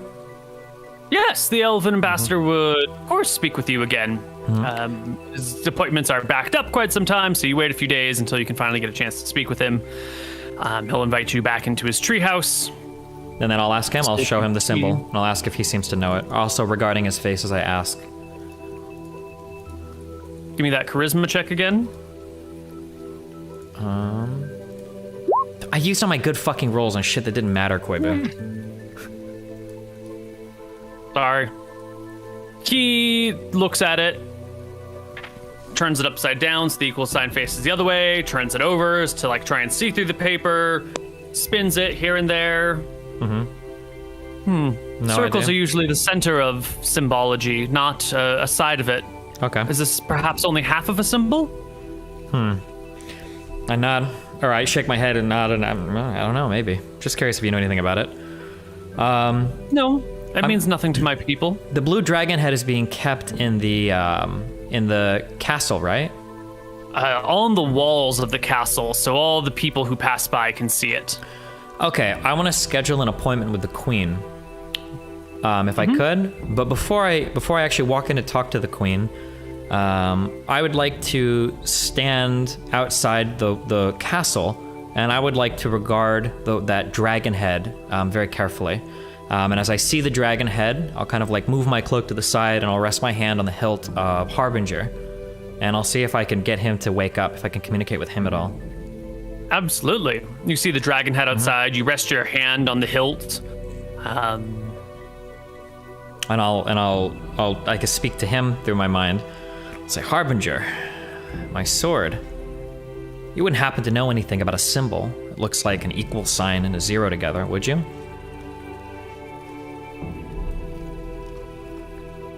No. That is no symbol of any dragon I have seen. The language is difficult to understand, but it is highly symbolic in and of itself. Yet, that is not one I recognize. It's too simple to be a dragon symbol. Their signs are far more complicated. They usually have multiple layers upon layers. One visual, one magical, others context clues etched around them. Only like-minded creatures will be able to notice and decipher a dragon symbol. Gotcha, I understand. Okay. I don't think I'll schedule a meeting with the queen. I don't think she'll know anything. Okay. If I could I try to ask Clertus? I could schedule a meeting with him. We haven't seen him in a while. Yeah. You can easily get a meeting with Clertus, but he'll tell you the same thing. He's got no idea what that is. He promises to look into it for you, though. Okay. Final thing. Okay, last two I'll try. I would like to go back to my hideout, and I'll ask Vega Hans, then I'll ask Montum, since he comes from the northeast. Maybe he'd be familiar. And if he doesn't know, then I'll ask Sylvia and Benji, who come from the other continent, see if any of them are aware of anything the symbol might mean. Sylvia and Benji have seen this before.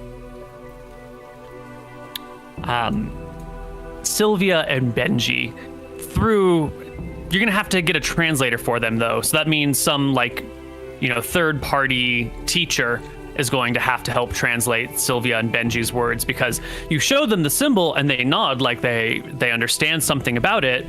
But again, they're at like the cat went to the library. I understand. Can you cast tongues on another person, or is that only on yourself? Let's see, spells.php.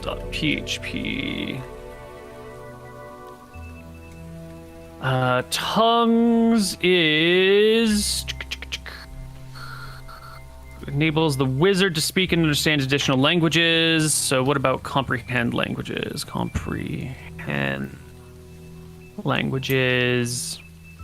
Nope. Tongues and comprehend languages are both just for the caster.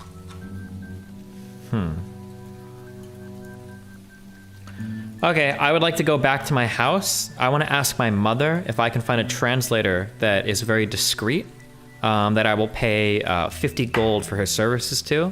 And I would like to bring him back to, it won't be to my hideout, it'll be to another location like a park or something. And I'll have Benji and Sylvia come along, and he'll be the translator for this conversation. Yeah. You can get a trustworthy translator who speaks Eridonian to come and help translate this for you. Your price of 50 gold is tempting, and they will easily bite and meet you where? Wait, I can't is it easy for me to just read a scroll of tongues or something? Can I do that?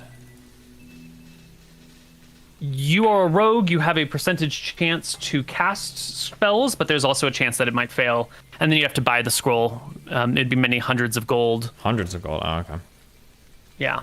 It would be an expensive thing without a guaranteed chance of success. Okay, never mind then. Yeah, 50 gold then for the translator. Okay. Sure. Okay. Sylvia and Lenny? What was it? A Benji. Benji. Sylvia and Benji. Write their names down so I stop forgetting. I have them written in the basic character shit on the bottom right too if you need any of that information. Or I can actually even just... There we go. Sylvia and Benji will tell you that they have seen this marking in Solemn. The translator will be translating all of this, of course. Where we come from, the followers of Vorasi are in full sway. Her power has taken over the land, and her dominance rivals that of all the other deities. This makes many of them jealous and angry. I have seen this symbol here, left on a table by a cleric of Malchus in an inn we were staying. We saw it on a scrap of paper, and then it was later picked up some 15 minutes by the innkeeper as they were clearing dishes. I nod. What is And then he will sort of like, you've got this circle with the lines, and he'll do this, and then he'll, in the dirt or sand near where you are, he will make like a circle, line, and then circle, swirl, swirl.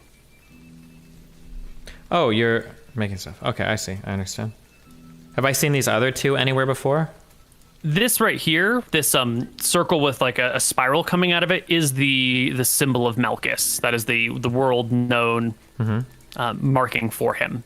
Okay. And so then what is this top right? Sylvia, Yeah. well, you line on either side becomes a line. Both lines on one side becomes a line on the other side becomes a swirl. It's a anagram of Malchus, a visual anagram of his holy symbol. So what am I supposed to expect this to mean?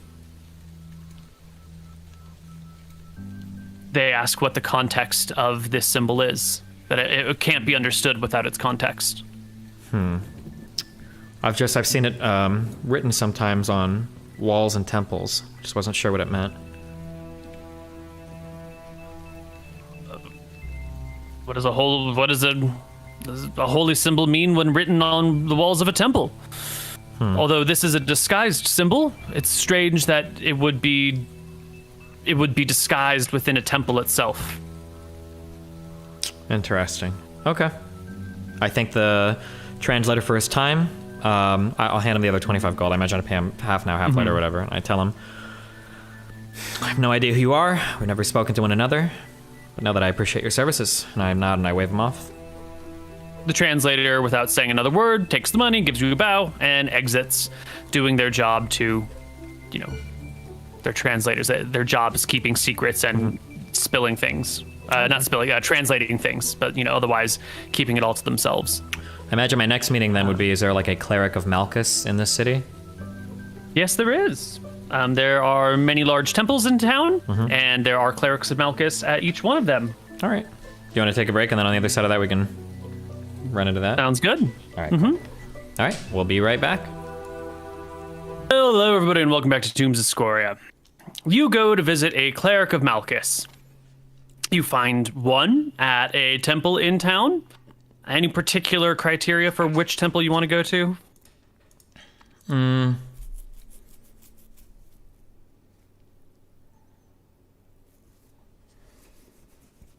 What are the people that go to these temples, the priests or whatever, where do they normally sleep? Do they live in the temples? So the clerics and the priests will usually live in the temple. If they're a low enough level, not necessarily like character level, but, social or power level or, significance level, they might have a home nearby. Or if they are fancy and noble, they might have a home that they stay in. But most of the priests and clerics will live at the church or the temple. The rest of the clergy will have their own homes and come and do their clerical work. Okay. I would like to visit them at night My goal is to find where the cleric of Malchus sleeps, and I'd like to knock on his door and have a conversation with him at night. Yeah. Or actually, it's a little difficult to knock specifically on one person's door because they sort of have a dormitory style area for the clerics. Can I figure out which one he sleeps in? If the answer to this is going to be no, then my next question is, can I send Vega to that temple to figure out which one he sleeps in, to do some digging around and then tell me? So it's more like a dormitory or barracks style thing, where like there's a hostel. a room where the clerics, where the so clerics lots sleep of... in, and there's like lots of beds. Yeah. Okay, I understand. The head cleric of each temple will definitely have their own room, and then usually if there's some other important clerics, they might have their own private quarters, but generally it's like common housing. Can I, earlier Vega mentioned that when that one guy was talking shit about my family, that apparently some of his rumors were coming from a cleric. Did he specify which cleric? Not like a particular cleric, but like what school? Vega didn't, but maybe the guy did. You don't have that information, but Vega might have it still. Okay, I guess before heading to this temple, can I ask Vega if that guy specifically mentioned which cleric he was getting information from?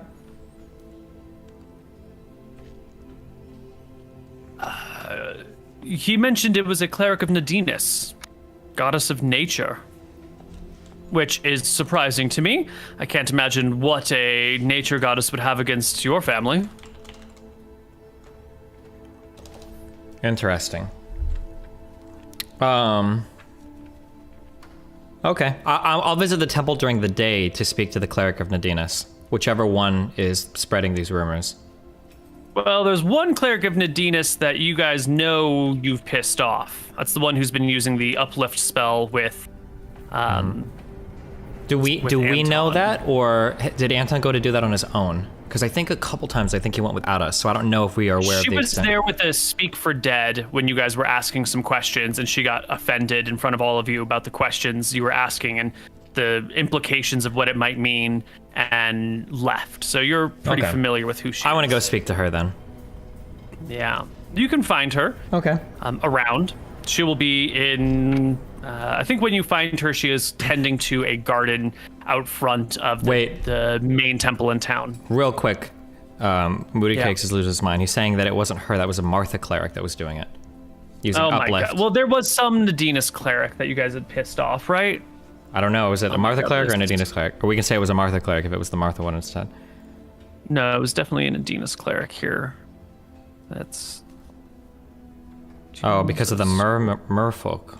Mermaid people. Well, yeah, there's a lot of reasons for a Nadinus cleric to be pissed at you. I thought there was one local in Wickthrone Marenta that you guys had worked with before that you had made an enemy of, but there's so many clerics these days, I'm getting them all confused. All right, well, as long as nothing gets retconned, I'll go talk to whoever's talking shit. Yeah, you can find the lead Nadinus cleric. In fact, you can even figure out which one it was that was speaking to the knight just by context clues of what the knight had said, and figuring out the closest cleric who would then also be meeting up with the knight near that tavern and inn he was staying at. And you can find the head Nadinus cleric of the large temple here in town. I will nod at her. I'll kind of wave her down and I'll approach her. She approaches you slowly and carefully, making sure that she is standing in the middle of a public street while she speaks with you. In the middle of a public street, or are we in the temple? She was tending to the garden outside the temple. Oh. So, near the public streets, she steps into the middle of the street as she sees you making eye contact and waves you over. Okay. She gives you a bit of a curtsy and says, "My dear Lord Tyrael, Slayer of Dragons." I nod my head and I say, "Head cleric, Nadinus, planter of flowers. How goes your day?" It has been fine up until now, but I can feel my goddess telling me things were about to take a turn. She cracks one eye and gives you a half smile at the jest. Now, please, my last name might be McGarry, but I'm not here to trouble you as my younger brother is. I do have a question to ask you, though. I don't know if you've heard by now, but I confronted a knight in a tavern who was spreading some troubling rumors about my family. Now, supposedly, some of these rumors have come from clerics from this very temple. Do you happen to know anything about these Not rooms? just clerics, from me. And might I ask why you find it necessary to divulge any secrets that we might have come to you with to random knaves in the street? She closes her fingers and interlocks them together. This random knave, as you call him, came to me asking for advice, asking for help. Well, I say he came to me. He came to us, and she points to the temple behind her, asking for help and asking for advice. And I was in the back doing dishes, cleaning up, when the water fell from the bucket and split over the dish for just a moment, but without touching it. I knew it was a symbol. I knew it meant something, so I left the kitchen and I headed out into the main ground and found that very knight, asking very loudly about the McGarrys. So I came to speak to him. Because, as I'm sure you know, your people, you people, and my deity do not see eye to eye. And I have been informed of many of your misgivings and misdeeds in the process of speaking with this said, what did you call him? Knave? Random knave? He had questions for me that I had no answers to, but my goddess was more than happy to provide me insight and direction. I have learned somewhat about the 4 of you now. And I have spoken the truths that I have been told.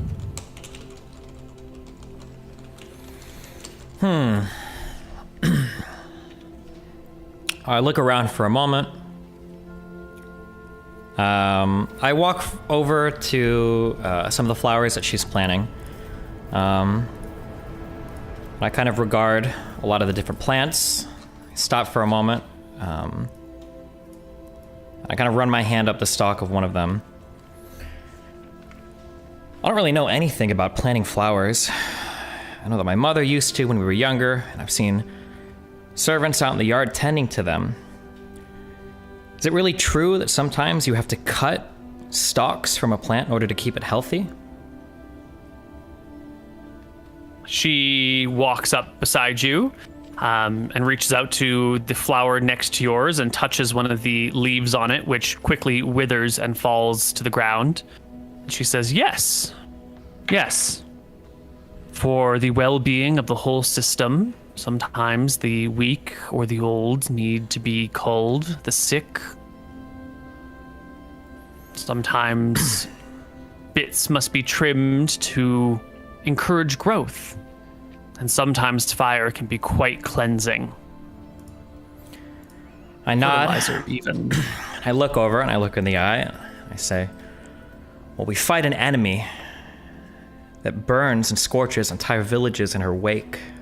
It's no secret to you, of course, that me and my brothers have unfortunately performed, maybe we'd say, less than honorable acts in the service of our kingdom. I hope you understand that we're doing this for a greater end, for the glory of our kingdom, and more importantly, for the survival of our people. It would be really disappointing to me to know that a cleric as powerful and as wise as yourself would try to stop our mission because along the way, we have to trim a few plants.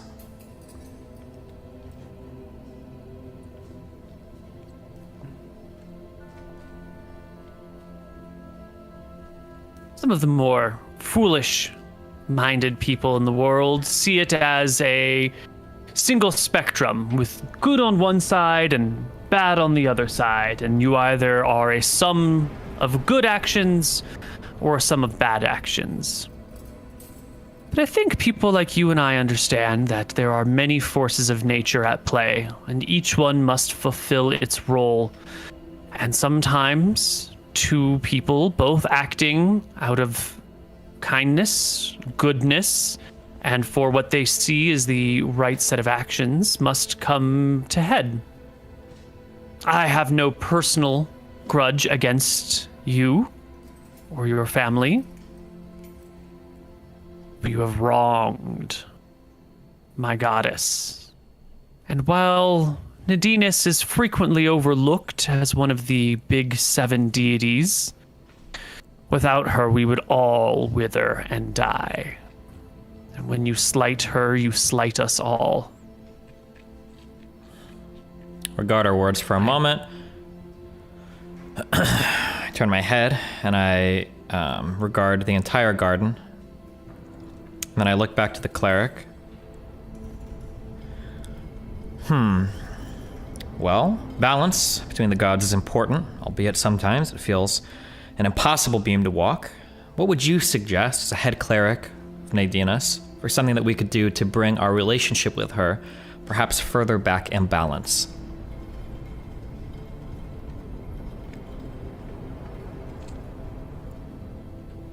Return to the depths what you have stolen, what is not yours, what you have slaughtered for. And then, after that debt has been paid down somewhat, then we can begin to talk about making things even, about making things right. But until that first step is taken, there will be no peace between your family and my deity. Okay.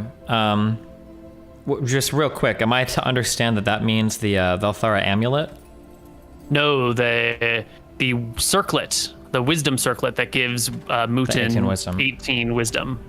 What, did we pull that out of the Roxas temple from beneath? No, you pulled that from the mermaids. Under Oh the sea. yeah, from the mermaids. Yeah, from the Temple of Nadinus. Gotcha. Okay. I nod and I stand. And, you know, you're a wise woman. Nadinus is a reasonable god. I hope that she can think of something else that we can do to bring our relationship back in balance. I will say, the Megari tree grows strong right now, and it would be a shame to have to uproot other plants that might be hogging nutrients otherwise for us in the dirt. I hope that we can have a more productive relationship in the future, because I'm sure that there are ways that both of us can help one another. And it'd be a shame if anything happened otherwise. But I believe I have nothing left to say to you. I am but a simple servant. Striking me down would be like killing the man who opens the door at the castle. I may hold some amount of power, but your grief is not with me. And should you strike me down, there are more clerics, there are more followers of Nadinus, there are many halflings in our lands. Everyone eventually turns to Nadinus. We all get our food from her. We all find peace underneath her shade. Her sun shines down brightly upon us. Are there any people next to us, or? Yeah, there's people going back and forth in the streets. No one's really paying attention to your conversation. There's tons of folks around you, but, you know, you're kind of in your own little world on the side of the road looking at flowers. Okay, I give a loud laugh and a hearty chuckle, and I say, such cryptic advice for the growth of my tomato plants. I appreciate you, and I bid you farewell. I hope to see you again in the future in good health. And I'll just leave. May the winds always blow against you, Tyrael. Okay, gone. And then I'll come back to this temple again at night looking for the Malchus guy. Whether that means I have to see him first so that I know what he looks like, and then I'll come into the dorm at night and I'll wake him for a conversation. Yeah. But I don't think I want to be seen publicly as like the Megari eldest brother is going to talk to a cleric of Malchus. That's not something that I want to be like in broad daylight. Right. Yeah. Yeah, I gotcha.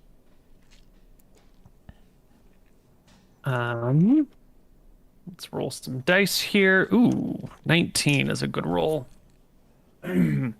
Yeah, you can come by the temple that evening. And who should be on night watch duty but the cleric of Malchus tonight? 19 is indeed quite a good roll. He's out there just sweeping the steps, going around, touching up things, replacing candles that are burning low, doing the duties of the cleric who's on night watch, which is, there's always someone. Someone's always awake in the temple in case someone comes in the middle of the night and needs some guidance, or, to keep kids from making a mess of things, etc., etc. And you will arrive at the temple as the guy is sweeping the steps and replacing the candles, and the cleric of Malchus's gaze will fall upon you. Let me just quickly figure out who this cleric is. Yes, it is a tall and heavy-set man in his early 30s, about 6'1", 240 pounds. Okay. I'll approach him. I just kind of like, is there like a wall that I can lean against? Yeah. Definitely. I'll just nod at him. I'll kind of walk up. Is he inside or outside right now? He's on the steps, the threshold. At the threshold. Okay, I'll just kind of like lean against the wall. I'll take a look outside, make sure that we're alone. And I'll just kind of like speak in a normal voice so he can hear me. Wars are fought so that kingdoms can exist, that can be occupied by a single type of people. Nobles all have our own houses that we live in. We wouldn't dream of sharing any of our estates or any of our land with anyone else. What is it like being a cleric that has to share a space with so many other gods? Does this ever weigh on you guys? Do you care about this at all? He'll walk down the steps, sweeping each one as he goes.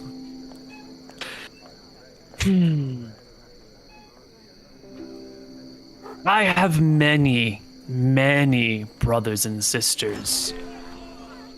I share space with them. They eat at my table and I eat at theirs. We cannot all be so rich and comfortable to have houses of our own and bedchambers of our own. And at least where I grew up, sharing space with your siblings is not an intrusion. It is a way to know your family, to know one another, to be communal and work together. I nod. Don't some of these gods have contradictory messages, contradictory missions? It doesn't irritate you sometimes that a follower might come in who might otherwise talk to you, but instead talks to some bothersome cleric of some other god?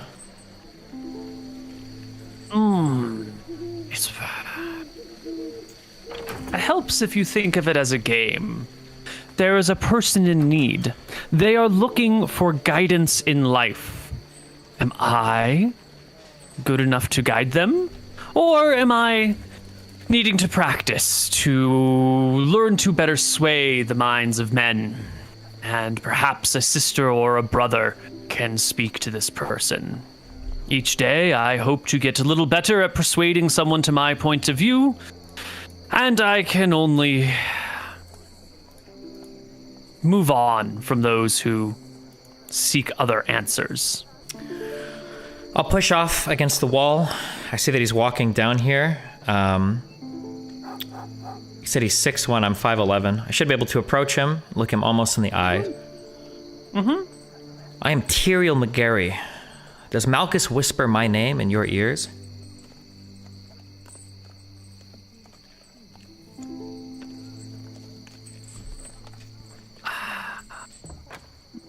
Yes. I have heard of you before. In fact, I was hoping to find you one day soon when my time allowed. I have questions for you. As I have for you. Is there a better place that we can talk? If you're looking for me, I don't know why you wouldn't merely go to where I live. We have addresses here. I have many, many things to do, and they all must find a time in the great scheduling chaos that is Malchus's domain. I laugh a bit. I understand. I suppose chaos doesn't lend itself to a consistent schedule. Is there a place you'd like to go to speak? Perhaps in the morning we can take a stroll outside of town. There is a small inn just outside the gates, and outside behind that inn there is a stable. Perhaps I shall see you there near sunup. I know the inn well, and I will see you there at sunrise. I believe, is this the same inn that's outside that we meet our one friends at? I know that there is an outside, but yeah, okay. Okay. I nod and can I activate my Ring of Seeing as I leave and look back at him? He's not like a zombie man or anything, right? He is not. No. Does he project His an aura? appearance is true. He's not projecting aura. He's not at least 9th level. He just looks like a large, plump man sweeping the steps of a city in the middle of the night. As you walk away, he kind of stays down at the bottom of the steps, sweeping them, moving over to a little patch of garden, sweeping dirt off of the road and back into the plots on the side, and goes about his work as if he had never spoken to you. Okay. I'll go home, go to sleep, wake up early, go to that inn. Yeah. You'll arrive at the inn, go behind to find the little stable/barn back there, and wait for the man who shows up 3 hours late. I guess as I hear him approaching, I'll say, I know it's only recently that the McGarry name is ringing from these rooftops, but it's still a bit rude to keep somebody like myself waiting for so long. I can only excuse so much due to who you are, but...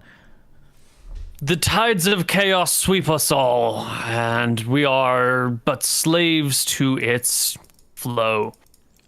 Perhaps my brother Imric was a closer student of Malchus than he intended to be when he was missing classes, skipping it for girls and drink, but... Well, Malchus blessed my bowels this morning with great frothy masses. It took me longer to get here than I needed. I wave my hand. I say, speak to me about what it is that you hear of me.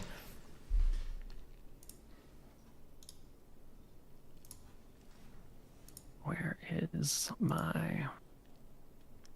So you guys, he walks off down a little game trail out back behind the stable, and kind of waits for the sounds of the city and the tavern to be left behind until the neighing of the horses in the stables is just a distant whinny. As we walk around, as I feel like we're starting to reach a place and slow down, I'll activate that Ring of Seeing for the first time today and look around to see if Arc Somber's follower is following me or if I see anybody else around.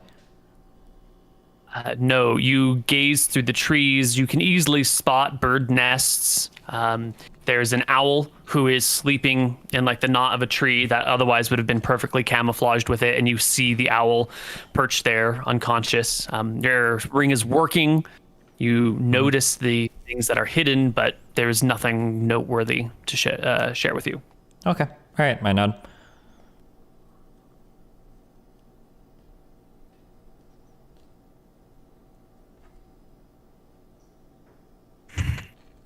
I have questions and a sentiment that have been brewing in my mind. They come in the sleep, in the night, in my dreams. Sentiment is that troubling times are arriving on winds of change all too soon. And that your family may be blown away unless you can secure a house of stone. That is the sentiment that has been haunting my sleep. And the questions I have are abstract. I shake my head for a moment. I am a man of wood and steel. I don't speak or understand, riddles or the words of the gods or the morning sounds of a bird or gonna need something. You know the children's story of the 3 little pigs, and the wolf comes, and one pig builds his house of straw and it gets blown down, and one pig builds his house of wood and it gets blown down, and I'm the big familiar bad with wolf such a story, comes, of course. We hear it a or the million house times. of stone. Yes, yes. Your family currently resides in a straw house. And the big, bad winds of change are coming. Who are these winds of change blown by? I don't suppose Malchus would impart that knowledge on you, would he? No one in Scoria, yourselves, the Queen, Arxomber, the 6 generals, Lord Gilder, King Gilder of Mystria. The winds of change are all about us. Many faces and forms. It is too much of a whirling mess to pull out any one actor and hold them fully responsible for the lot. Well, and I suppose Malchus has told you what type of house we need to build to be secure against these changing winds? I see you in a stone house, a castle some might call it, as the only secure shelter for you.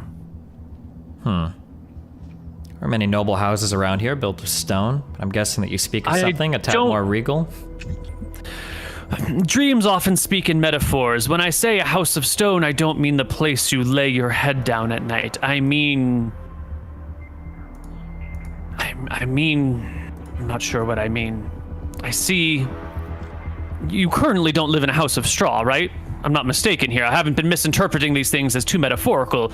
Your house is not made of straw. Obviously, my house is not made of straw. Priest, is your job not to interpret these metaphors? I serve the god of chaos. To interpreting his metaphors are a difficult task. I am only so good.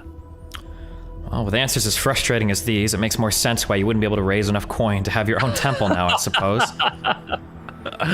Why? It's a jovial approach. Why would Malchus communicate to one using a more primitive symbol, or using the first part of an anagram, rather than his actual symbol? Can you think of any reason? Of course. He does not want to reveal his true presence, who he really is at the moment, but wishes to be able to make his will known in retrospect. What symbol do you speak of, though? I guess I'll kind of, I'm using the toe of my boot. I'll just draw it on the ground, the equal sign and then the 0. Bobs his head up and down. Yes. Yes. If Malchus has been guiding you and showing you these things, then you should heed his advice. It is not easy for a deity to reach down and touch the world when they are not a part of it, when they sit in the celestial sphere. It takes a certain amount of effort. If you have been singled out from a distance, then, my friend, you have been blessed. I hope these symbols have always been in fortuitous times that have brought you goodwill. I hope they have been good omens for you. Well, they've come alongside some, I guess, good, or sometimes during trials they tend to appear. I think I recall seeing them on at least 3 separate occasions, but... You said you had questions for me. Abstract questions, which you're sure to hate. I've seen Imric being tempted by many things. Imric is your brother, right? The thin one.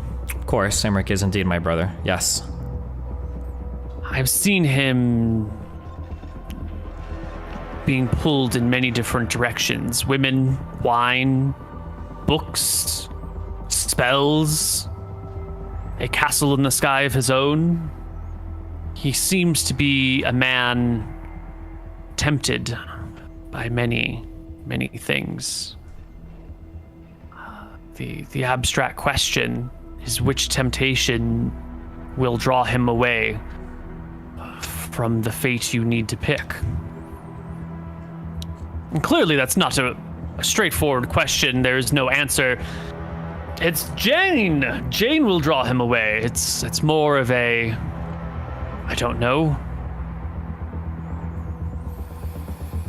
He will face many temptations in the future that will lure him from the path Malchus has set out for you. Does that mean anything to you? Is that a suitable question? Not that I need answers. It's important for you to hear these. It's not important for me to know the truth of them. I think the deeper we get into this conversation, the more these questions become clearer to me. Is there another question you had for me? Anton. He's the fat one, right? Like me? And he pats his belly.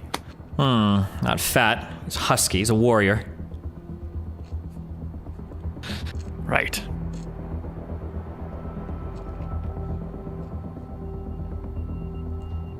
If Imric may fall to temptation, Anton will be led astray by anger. He has enemies, those he's made and those he will make soon. And his wrath, his frustration, will tip the scales away from the direction you need them to fall. Anton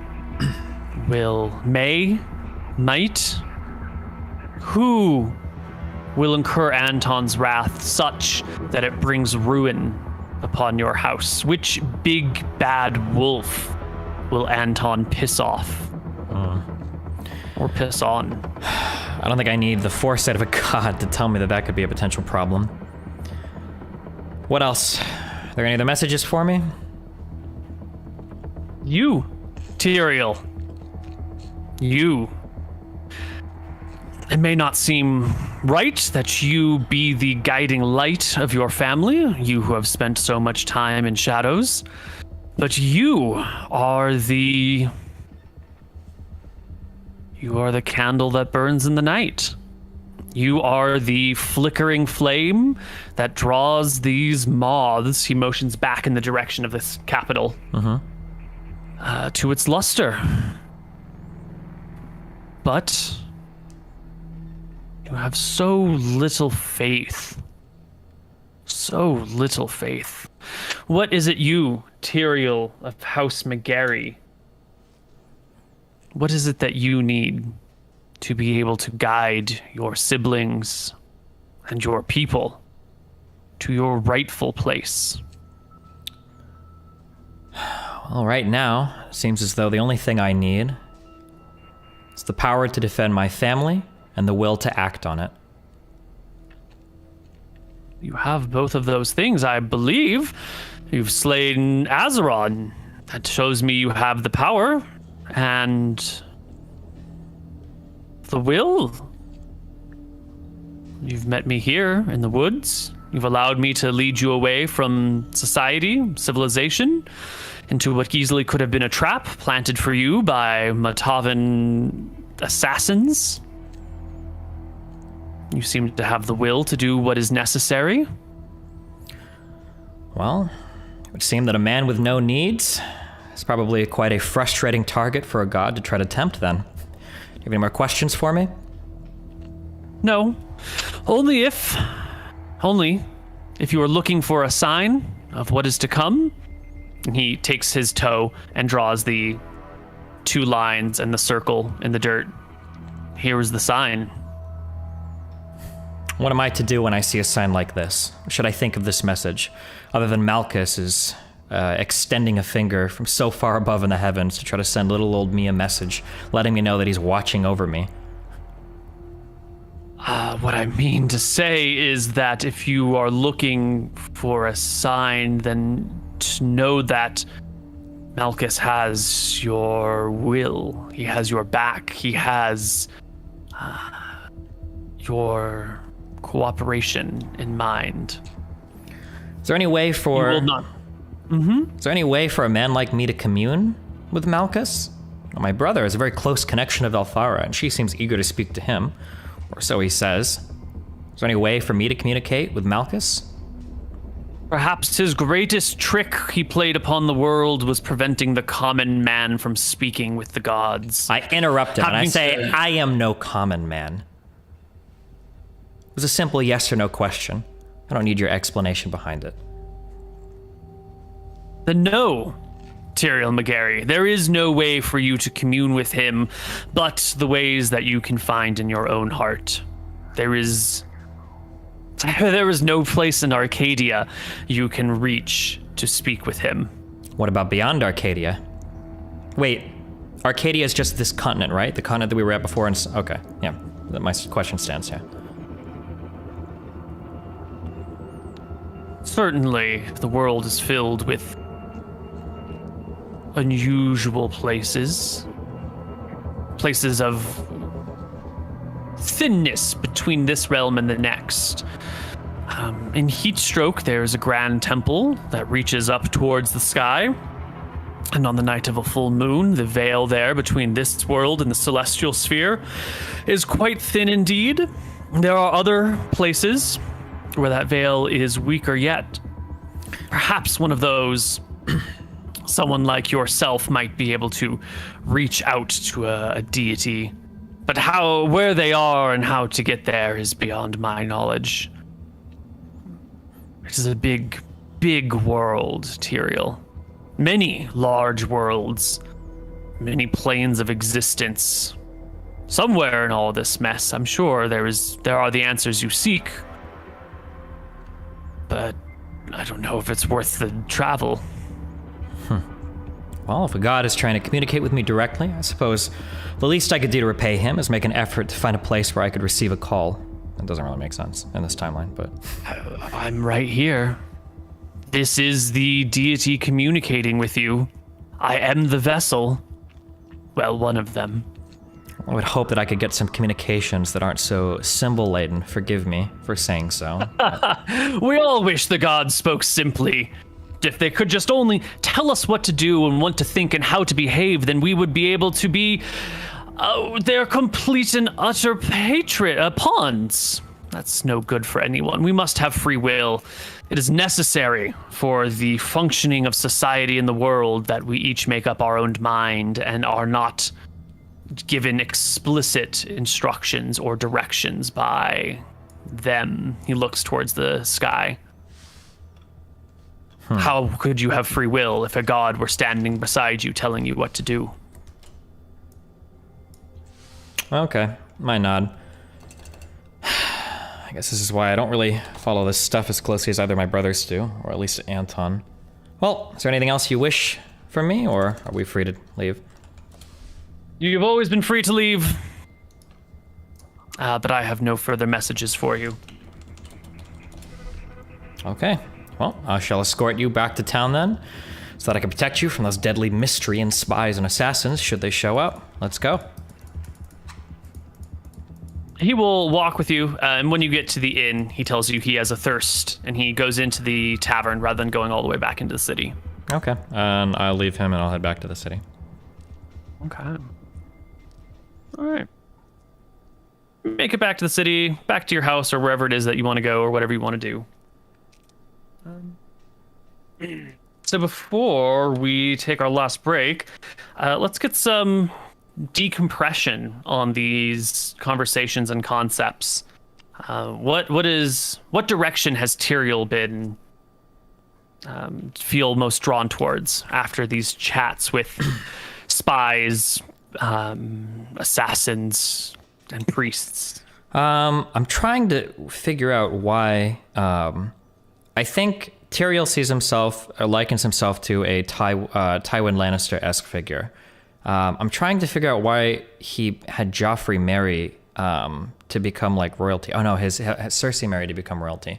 I think that the most important thing for Tyrael is the protection of his family, and there is a lot of crazy shit going on right now in terms of assassins, in terms of potential backstabbers on his family, and all of this stuff could potentially be amped up if they were royalty.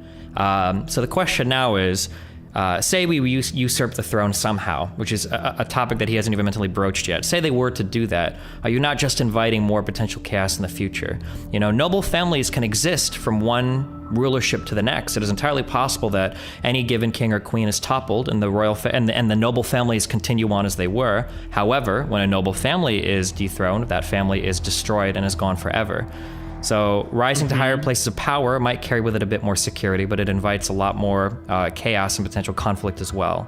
And I think that's kind of where his mind is drawn, especially as he gets a little bit more involved in looking at how his mom is handling the affairs, at all of the potential threats to his family, at all the different eyes that are prying in, and the people that are trying to bend them from one way to another.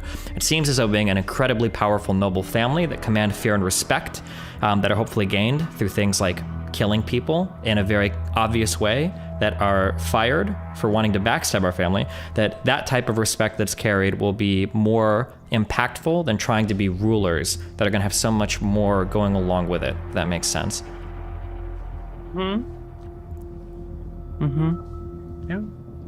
That's not to say, though, that being the king might be the better path. It's hard to say, but that's where he's leaning at right now, because right now, for Tyrael, the most important thing is the safety of his family and the survival and the propagation of his family's name. You know, your family's name, at least on your mother's side, used to be Wick, which is spread far and wide throughout the kingdom. You know, And 5 principalities, there's the main center kingdom. What if your name was Wick once again? well, right now, this family name is owned more by these 3 brothers than Wick. I think that part of this mission that Tyrael and his 2 brothers have been going on has been building the McGarry name up from nothing. To have gone through so much effort and pain and the loss of their father and everything to build this name back to some level of respect, and then to abandon it for a mother's maiden name, which I imagine probably carries some dishonor in and of itself, to just change your name and go to another, is probably going to be seen more as like, you know, people will still look at us as McGarrys, but now even worse, like you're trying to change your name to escape your past or whatever. I think it's better to continue to build upon what they've been building on. Okay. So you don't have any interest in trying to rebrand yourself as the rightful Wick family, the Wick family who has ruled Drekis for 1,000 years. If you guys were to change places or take power, you would rule under the McGarry name? If we were to take over, we've spent all of our time as unexceptional losers with normal stats, without anything exceptional in our background, building ourselves up and building the McGarry name up. We're not going to ride on the backs of a name that never helped us in our journey to the top. We weren't trained as Wicks, we weren't given arms as Wicks, and we weren't empowered as Wicks. So if we ruled, we wouldn't rule as Wicks, we'd rule as McGarrys.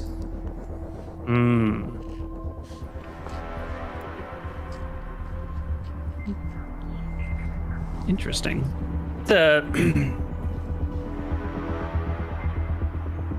What's the word?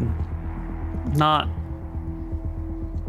It's a very thoughtful stance to take. What would your claim to the throne be? Because the easy claim is that you are the Wick family who is the rightful rulers, and that the next children in line aren't the proper rulers because your mother is the proper queen, yada yada, and to rule as the Wick family. So how would you, just playing out some That's like when you get that bridge across it. So theoretically, if Tyrael were to consider, we want the throne, then there would be 2 ways to go about it. I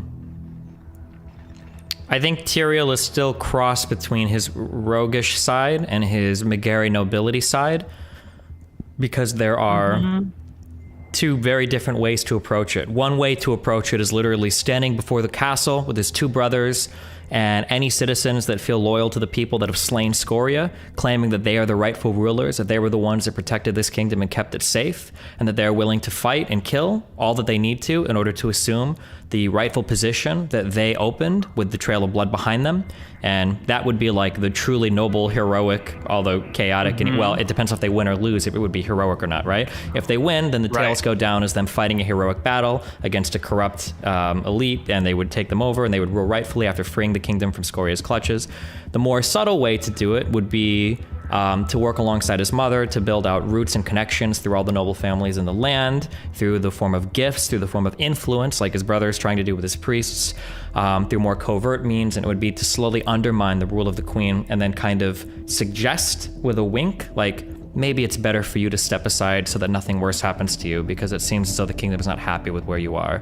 And it would be possible through her declaration to pass on rulership to somebody that already has a weak claim to the throne, rather or lest the kingdom descend into chaos as they continue to grow unhappy with their leadership. That would be like the more covert-y way to do it. But that's also I don't know which way it would go. That way would require getting the queen on board to hand you the reins of power. The first one seems more like you are taking it. Yeah. And okay. Those are the two ways of getting there.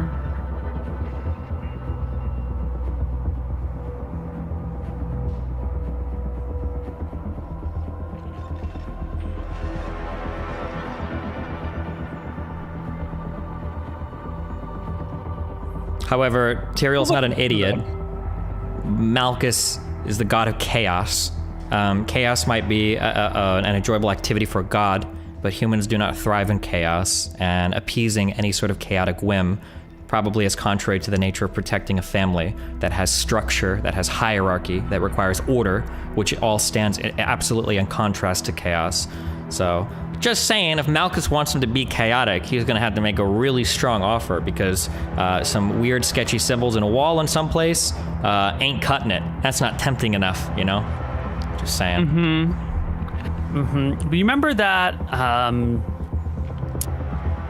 that trial in the cleric tomb? This one. Yep, I believe that was the first time I was approached by somebody. They offered me a note, and in that note, I think it was something like, when the time is right, you need to ascend or something, and then it had that symbol on it. In this temple, you saw that Malchus might have multiple perspectives on the same thing, right?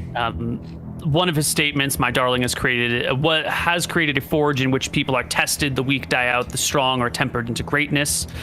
It seems to be very supportive of a dragon, and not so much like, I need you to cause chaos, but just your position here is chaotic enough to serve my needs. And then the other one is Scoria has long past served her purpose. Her rule stifles creation and dulls the world, and which is more of a I need you to be an agent of change in order for the world not to be so structured.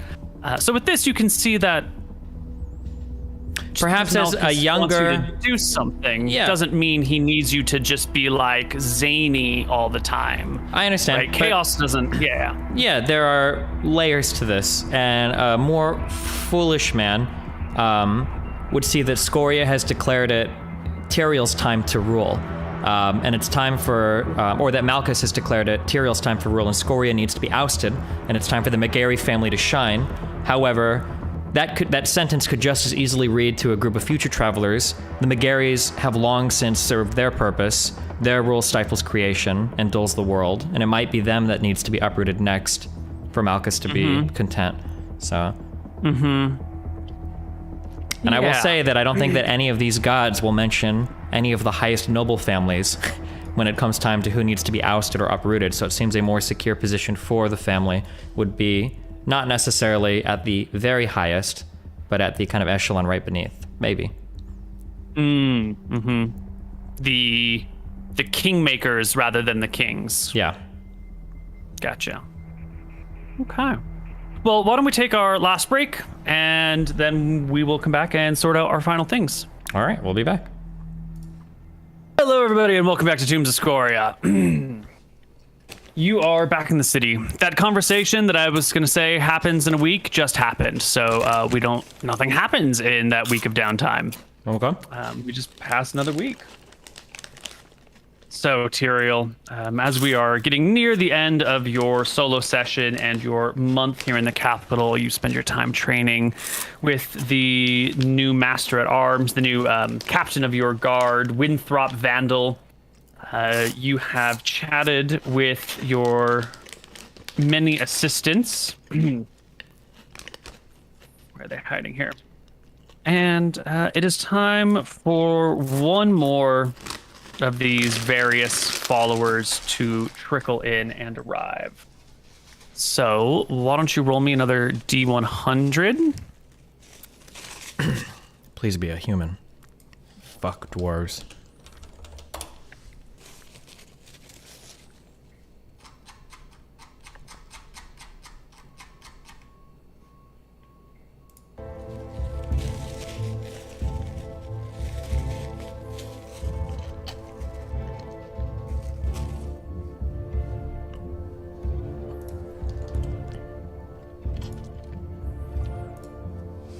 All right, Tyrael. You're walking through the streets one day. Maybe you've just gone to the market to get some fresh bread. Maybe you were just stretching your legs.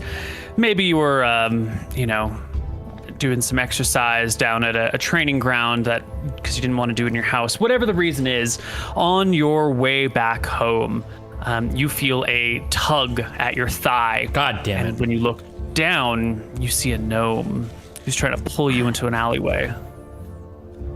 I'll resist a bit and I'll kind of look around. If it doesn't appear to be dangerous, I'll slide my ring of seeing on. I'll activate that. I imagine I don't see anything too crazy, and I'll follow the gnome. Just a gnome. Yeah, I'll follow him into the alleyway.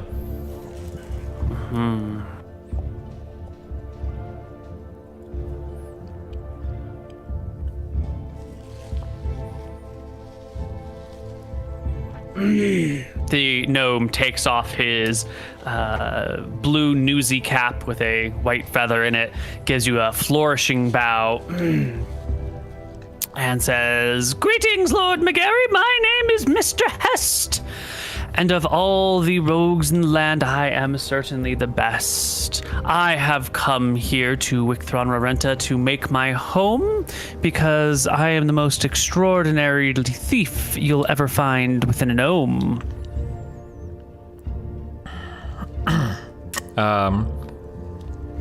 Double check around me, looking very carefully to make sure that there is not anybody within earshot of us.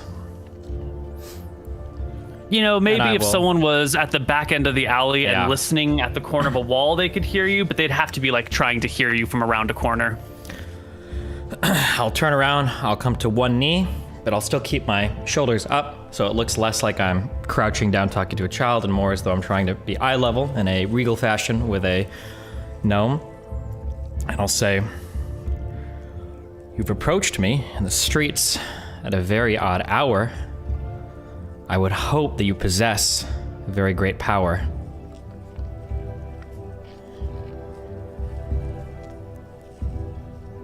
Well, don't you see? They always underestimate me.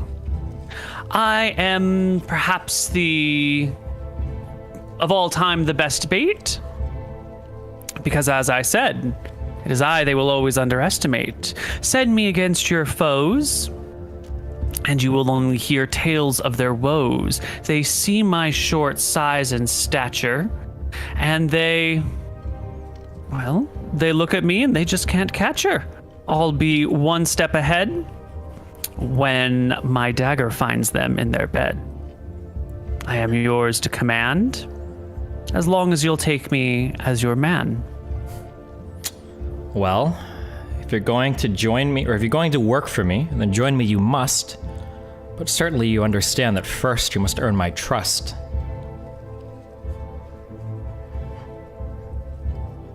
Why, of course. Do you need me to prove some trial upon a horse?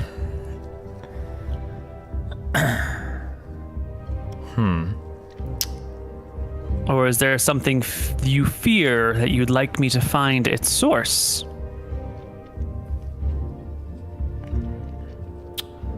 Do you need me to go in some direction, perhaps to the Norse? I have 2 men at my hideout. Their names are Hans and Vega. Perhaps we can have a conversation there and figure out some work for you. The gnome chuckles to himself. Hans and Vega? Vega. I know that name. Why does it sound the same? Is he someone with which I've worked in the past? Is that where I've heard that name last? Well, he was a very famous member of the family. Yes, Vega was my, distant cousin. He would always, when I would get to the tavern, you would always buzz me in. Stretch. Okay, I nod to him. I look over my shoulder again, and I look him in the eyes, and I say, do understand, I will not rhyme in front of others, and I will actually kill you if you tell my brothers. And then I stand, I'll take out, I imagine at this point I should have business cards or something that I can hand this guy to go to my hideout, or I can communicate it through some type of writing or whatever. I don't know how I would, You can just give him verbal directions. Oh, sure. Okay, yeah, I can do that, yeah. Yeah.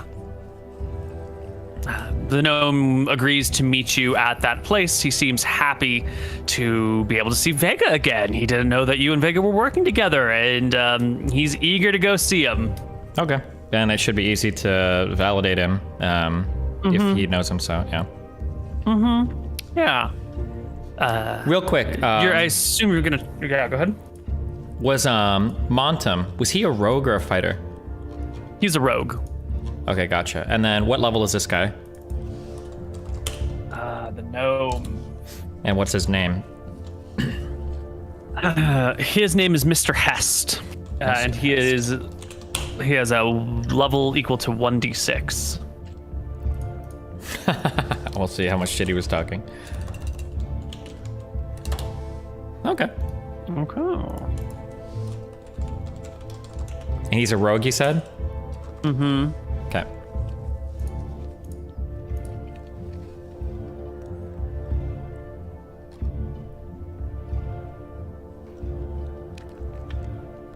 When you go, either that night or the next day, whenever it is, to check up on your new friends in the safe house, you get to the door, you open it, you step inside, and Vega whirls on his heel, and his eyes go pretty... I don't want to rhyme. His eyes get big. Yeah. His eyes get big, and he says, "What the hell?" I shrug my shoulders and I say, seems like we might need to get a bigger place soon. But the more the merrier, right? There is strength in numbers.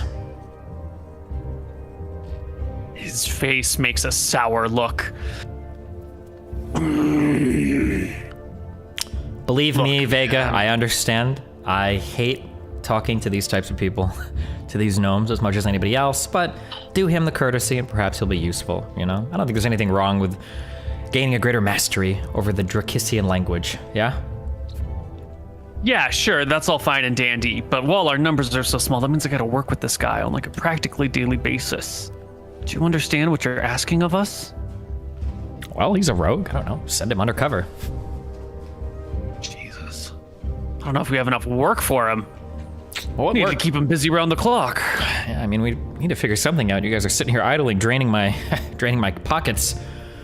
Hey, didn't you get an amulet of something, health, constitution, parapet? Of course, I We've did. earned a couple of days of downtime. Well, you earned the handsome sum of gold that I paid you for your work.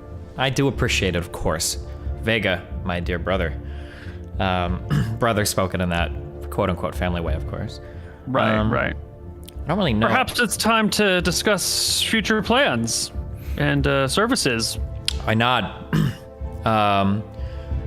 Now, with your time in the family, there are many routes unseen that you guys would use to ship supplies, people, servants. Oh, yeah. From one area to another. Here's my next mission that I have for you. Somewhere in Heatstroke, there's said to be an altar where the distance between this plane and the celestial one is thinner than it would be otherwise. The barrier is more, I guess, perforated, or whatever language these clerics speak. Yeah. Yeah, everyone talks about the big-ass pyramid in Heatstroke and how it's all holy and shit. Now, this is a bit of an odd one, and I'm apologizing for that. But do you think that there's a way that you could secure safe passage? Tyrael's trying to think if it's just for himself or himself and his two brothers. Maybe for me and two companions, to see if we can get to that area safely for a bit. Or where is this pyramid? Is it in a dangerous location? Are there going to be millions of demons crawling around in this area? Or the pyramid in the heart of Heatstroke? Yeah, that's in Eridon, isn't it? That's Is that the one? Is that the same one we went inside, or is this a different one? Oh. That is the same one you were inside. So there are going to be a million monsters there. Yeah. Getting to Eridon these days is pretty hard, right? Because you either got to go around the southern coast, or you got to go like into Mystria, and then cross the canals there. Well, so is there like is there word on that assault or whatever was going on, or wasn't there people trying to erect towers and stuff? That should be done by now, right? The containment field around that stuff has all been accomplished and done. So they're just contained, they're not like dying in there, right? No one really knows. There's a dearth of knowledge about that place at this point in time. Okay, well, if that's the pyramid, I don't really need to secure travel there because I'd probably just sail, huh? Like we did before. Yeah. Sail on a ship. They say a great kraken lurks near Whiteshore off the southern coast of Eridon. Sank half the fleet at the start of the war. Some of the best knights with the best armor, best weapons, best training sank to the depths of the ocean. I've always thought to myself, a good way to make a bunch of money would be to get to the bottom of the ocean and recover those corpses, get that armor, get those magic items that are there, whatever gold might have sunk with them. I mean, hell, just our weapons and armor alone would be worth a fortune. You might have to rub some rust off of it, but magic things don't rust very well. Is there any way in medieval times to go to the bottom of an ocean to retrieve stuff? How do you even do that? You would need some sort of magic, some sort of water-breathing spell to do it. And then, complications. Underwater monsters are going to be way harder to fight, as you guys have experienced. And it was sunk by some sort of giant kraken. So maybe all the ships have been consumed. Maybe the bodies are resting on the lair of the kraken's nest. Untold dangers await beneath the oceans if that is a route someone wants to take. But Vega muses on it and how much money there is down there because half a fleet sank.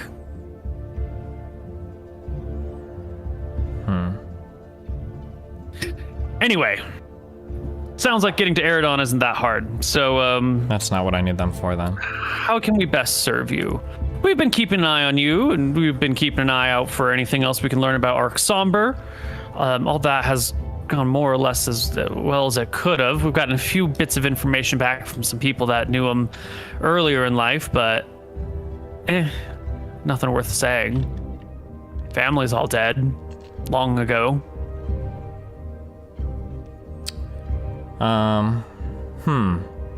We haven't seen anyone following you since that night showed up. He left town, by the way. Day after we spoke. Split. Haven't seen him since. Which guy left town? The night that was talking about stealing swords and whatnot. Good. I pulled out my last vial of poison. No, I'm just kidding. You know what? I sacrificed a luck stone and I cast a divination and I asked what would be best to have. No, I'm just kidding. I'll shrug my shoulders and I'll say, well, I guess stay sharp, keep your wits about you. Try to think of something before the end of the day to let you guys have a new project to work on. I would like to talk to Hest for a minute, though, if I could. He bobs his head up and down, walks over to a trash can on the other side of the room that has been placed underneath a chair that Hans is sitting in, and gets Hans to get up and pulls the trash can out from under the chair and opens the lid, and out pops the gnome, shaking an angry little fist at him. Ah, McGarry! You're here to save me! Please don't tarry! These fiends have kept me in a vessel! And it is with them that I now wish to wrestle. Avast! And he starts, caging around the guys if he's going to wrestle Vega, even though he's, a fifth his size. I shake my hands. I follow Minnie again. Mr. Hest, me and my brothers intend to travel to Nome, which, correct me if I'm wrong, I believe is your home. With gnomes, I must speak. I need them to cooperate. Do you think there's a trick to how we might conversate?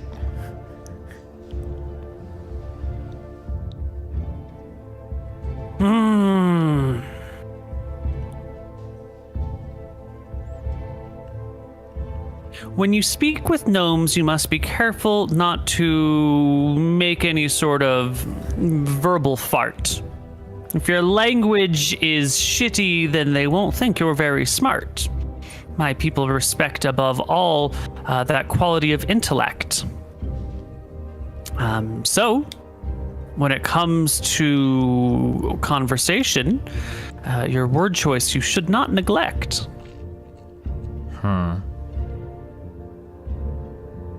Think for a moment. Aside from that, the people from which I spawn are, empty in the head, almost gone. Their minds are filled with idle adulation. They prefer to tinker and fuss about,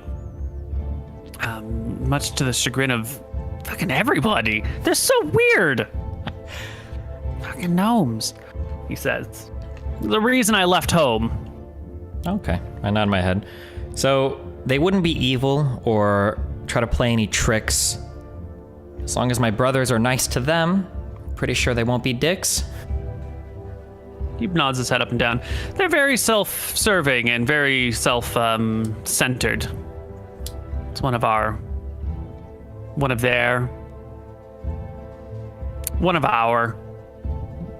weaker points.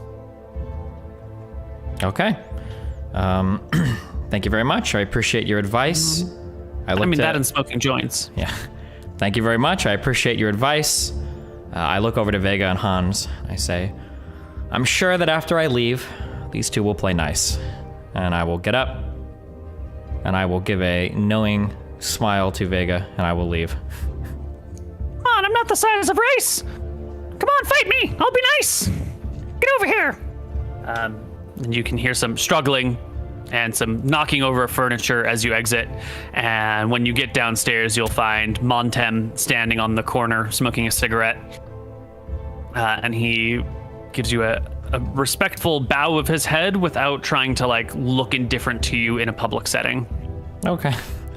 I'll leave. Is there anything else planned, or can I do a couple other things? Yeah, go ahead, do your other things. Can I go to a scholar or I think a scholar. Are there other anagrams for other godly people? Kind of like how the Malchus thing has a 1, 2, 3. Do those exist for other gods that anybody would know about? If the scholar doesn't know, then I would go and ask a cleric of another god. Certainly each god will have different ways of disguising their symbols. Mm-hmm. There's specific god who you would like to have a disguised symbol for, which isn't to say that each deity only has one, right? Sure. Each deity could find multiple ways of disguising their holy symbol. The god. So what are you looking for in particular? Who's the god of order? What's his name? Astaire. Astaire. Can I ask if Astaire has alternate symbols? He's the one who doesn't, because he is about being upfront. He's about law and order and things being clear and well-defined, and he would never stoop to hide his influence, ever. He would never try to, do some shit behind the scenes and not, reveal himself for who he is. He's this god who will be in your face, upfront about who he is all the time, and very insistent that he knows the right way and the right course of action. He's probably the only one. What about who wouldn't hide that shit. Nadinus? Would they have alternative symbols or anything? Yeah. Totally. Nadinus, goddess of nature, has the greatest variety of holy symbols. You guys recognize her holy symbol as a leaf, but that same constellation of stars that makes a leaf, according to other traditions around the world, might be shaped as a raindrop, because the same sort of outline could also make a raindrop if you just rearrange the lines ever so slightly. Okay. It could also be arranged as a snowflake. All sorts of like very normal, ordinary, natural things would be a symbol for Nadinus. A more hidden symbol of Nadinus, for example, would be like the veins on a leaf. If you just like had, let me give a quick doodle over here. Not doing the whole veins on a leaf, but to the right of the F of on Tombs of Scoria, might be like something like this, where you've got like half of the right side and half of the left side. Understand. Okay, I would like to get a collection of 4 of these symbols, of these lesser known symbols from the other gods. More kind of sort of obscurish ones, if I can do that. Yeah, so do you want to collect symbols for all the deities? No, just like have multiple. just 4 of the kind of lesser known ones. Like, unless you really study these people, you probably wouldn't know these. Not that they're like super secret or covert, but like they'd show up like on they'd be like an $800 Jeopardy question. Yeah. Right. Okay. Got it. Yeah, I want to grab these. Could I have another conversation with Arc Somber once again early in the morning? Yeah, let me just make some notes.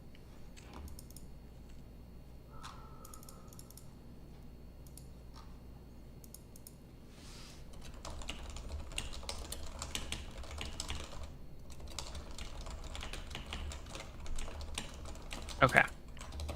You can go again and meet with Arc Somber one morning near the end of your month.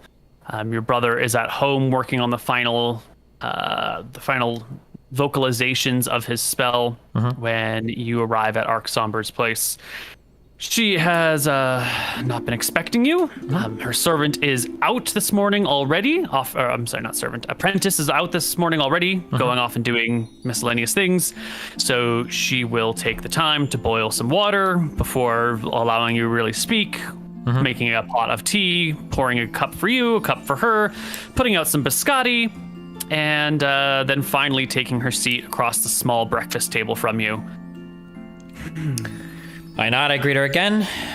So Emmerich is here right now, practicing in the corner or whatever? No, Emmerich is at your house. He's putting on the final touches. touches. Gotcha. Yeah. Cramming is what you mean to say. Yeah. No, okay. I nod, I sit, and I say, Arc Somber, I bring you more puzzles. I reach into my pocket, and I produce several pieces of parchment. I say, well, what have you of these symbols? Any idea what any of these mean? I feel like I'm coming across more of these recently. She looks at them. She shakes her head. No. I want to. With strange doodles. Are you sure you're not being tricked by someone? Can I regard her carefully and see if I can detect if she's lying or anything? Yeah, give me that charisma check. She does honestly seem to not understand the markings you're making for her.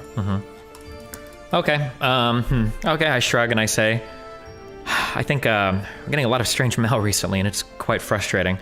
I'm probably just thinking too much into this. After that assassin attempted to stab my brother, I think I'm just becoming paranoid. I shake my head.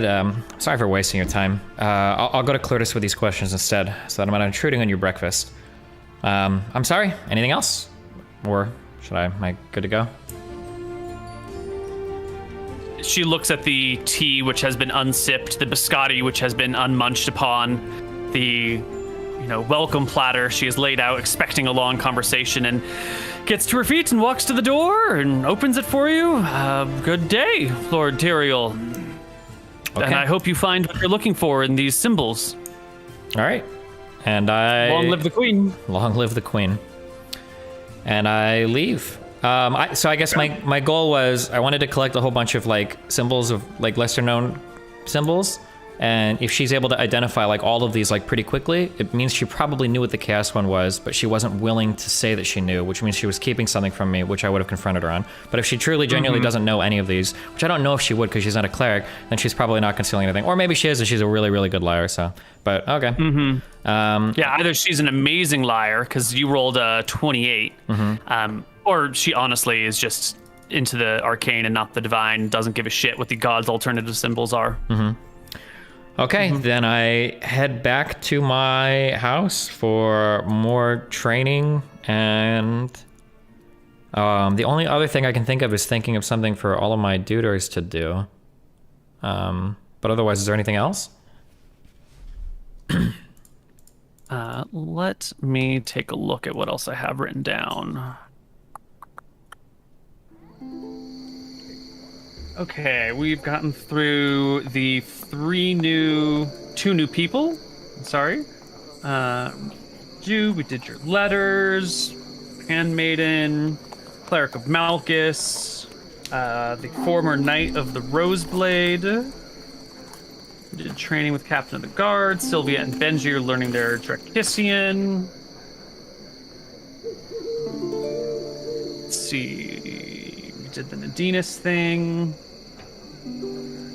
Those don't apply to you. We did the wish roll shopkeeper.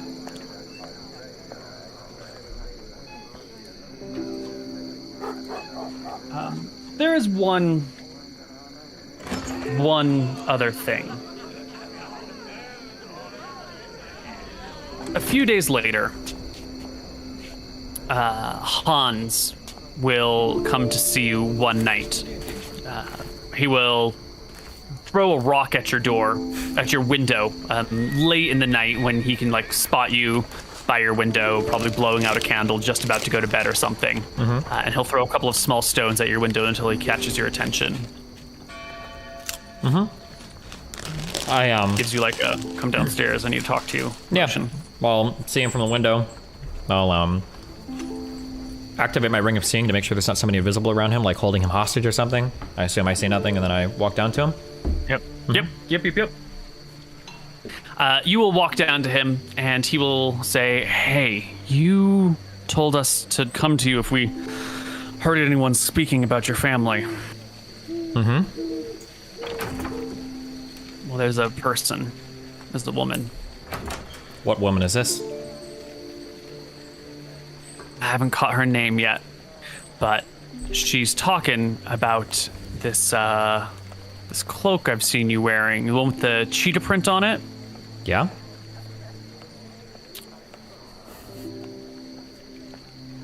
She claims it belongs to her. What is this woman's name? You don't know yet? Haven't gotten the name, but she was openly talking about it. Did we pull this cloak from one of our first tombs? Or where did we get this from? Let's see. The cloak of the cheetah, you... Where did you get the cloak of the cheetah?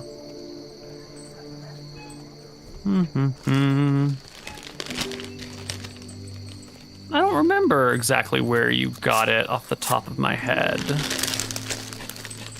People are saying from the tomb where we fought the kobolds, but I'm pretty sure that cloak was torn and we couldn't use it because we thought it was a cloak of protection. I remember that. So I don't think we got their cloak.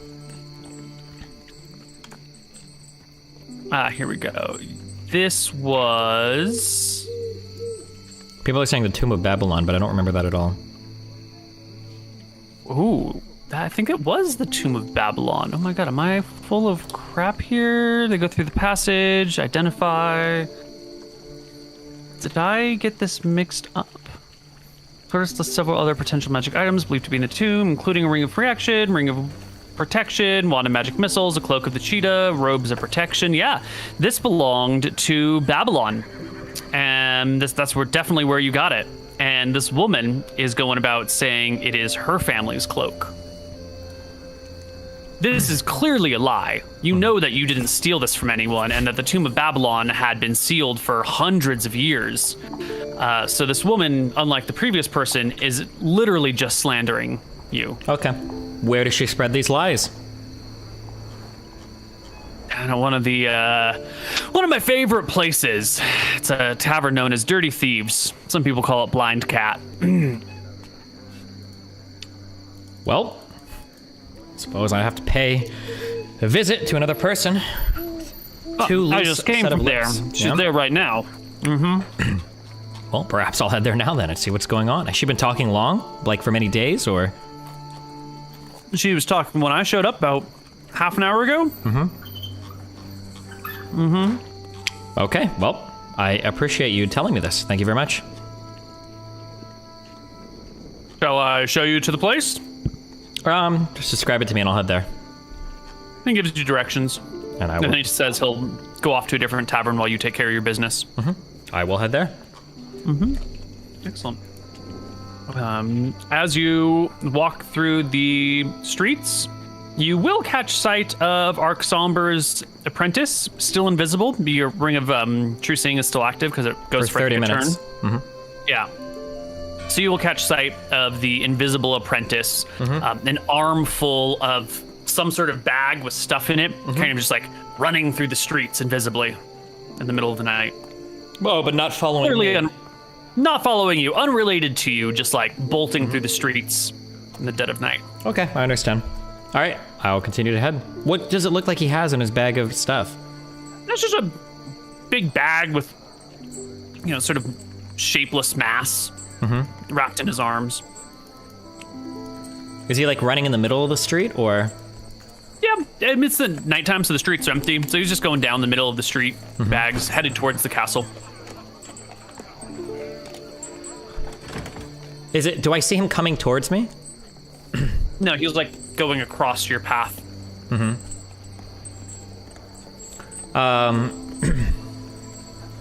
As I kind of walk, I'll just kind of speak loudly. I don't know if she's told him that we're aware of him or not, but I'll just kind of speak loudly. And I'll say, one would be foolish to rely only on invisibility to keep one hidden from prying eyes. And I'll just keep walking. You can see the cleric, the apprentice, slow to a stop and look over his shoulder, do a quick look around, and then look at you and cock his head to the side and points to himself. I don't even look at him, I just keep walking. All right, well, then you lose the pantomime he continues with, and you lose track of him. Okay. Soon you arrive at Blind Cat or Dirty Thieves, or whatever you want to call it. How long is this walk? This is important. 15 minutes. Okay, because that ring of seeing is 30 minutes, and it's potential for there to be a trap, so I'm ensuring that that's still active. You'd have about 10 minutes of it left when you arrive. Gotcha. Okay. I make my way to the tavern. Yeah. It lives up to its reputation. It's not a particularly lively place. There are plenty of folks in it, but they're all sort of hunched around tables, speaking in low tones, giving glares to anyone who dares approach them too closely. You notice no wait staff whatsoever. Everyone must get to the bar themselves. There's a loaded crossbow hanging on the wall behind the bartender, ready to be fired. You can see there are 3 bouncers in the place, one outside the front door, one inside the front door, and then one near a back door, an internal door, not leading outside the tavern.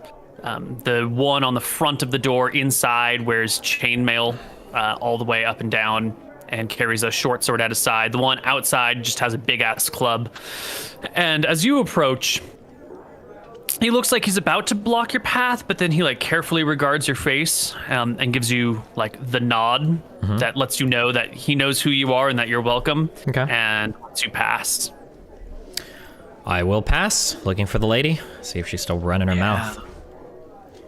Yeah, you can search around for a little bit.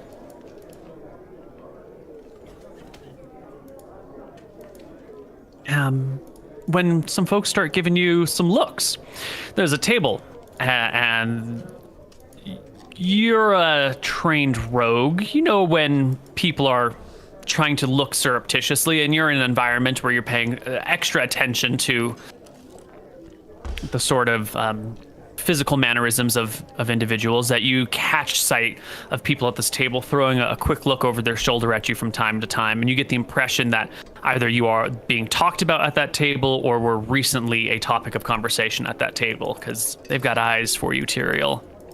Cool. I will approach them. As you approach the table, the conversation goes quiet. There are 2 men and 3 women here. And the 3 women are sort of like on the far side of the table sitting together, and the 2 men are on your side of the table, so the men's backs are to you. But as you approach, they each like lean back a little bit to view at you from between them. As I approach the table, I will speak loudly to them. I've come here on a mission of peace. I've heard that there's been a great misunderstanding. Somebody seems to be under the false assumption that the cloak that I wear actually belongs to them. I'm here to clear up any misunderstandings that somebody might have about that. There's a low ooh coming from some of the people at the table on either side as their attention turns to this. Who do they look at? Very. They look at this one woman seated in the middle of the pack of 3 on the far side of the table. She's Let me make a quick roll over here.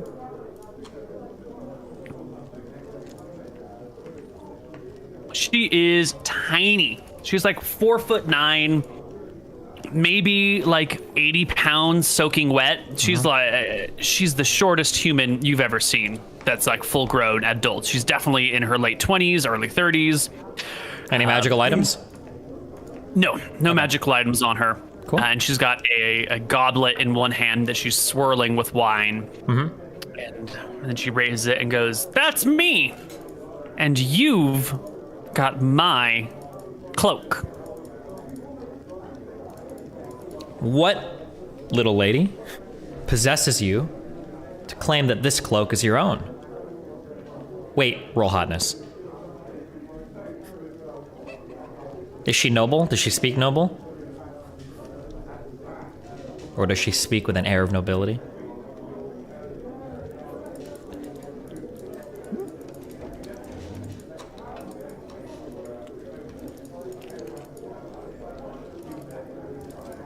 Five hotness. Oh, okay. The 1, and 3.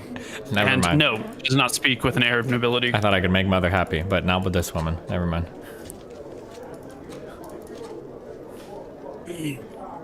It's mine because that was stolen from my family 20 generations ago. It's been handed down in family lore, and it rightly belongs to us. It was made for us. There's only one of them.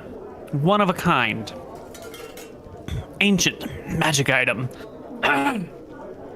Without it, my family fell into ruin, and here I am, sitting in this dirty piece of shit tavern. Are you trying to tell me that all that stood between your family and ruin was a fine cloak that looks like it was made of the body of a cheetah?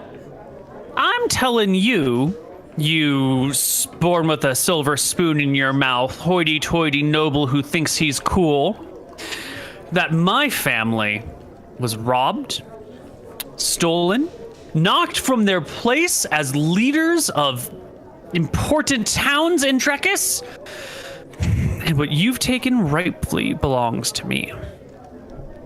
She sits back, comfortable that her words have had a significant impact on you.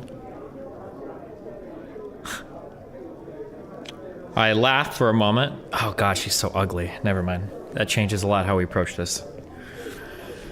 I regard her. I stand.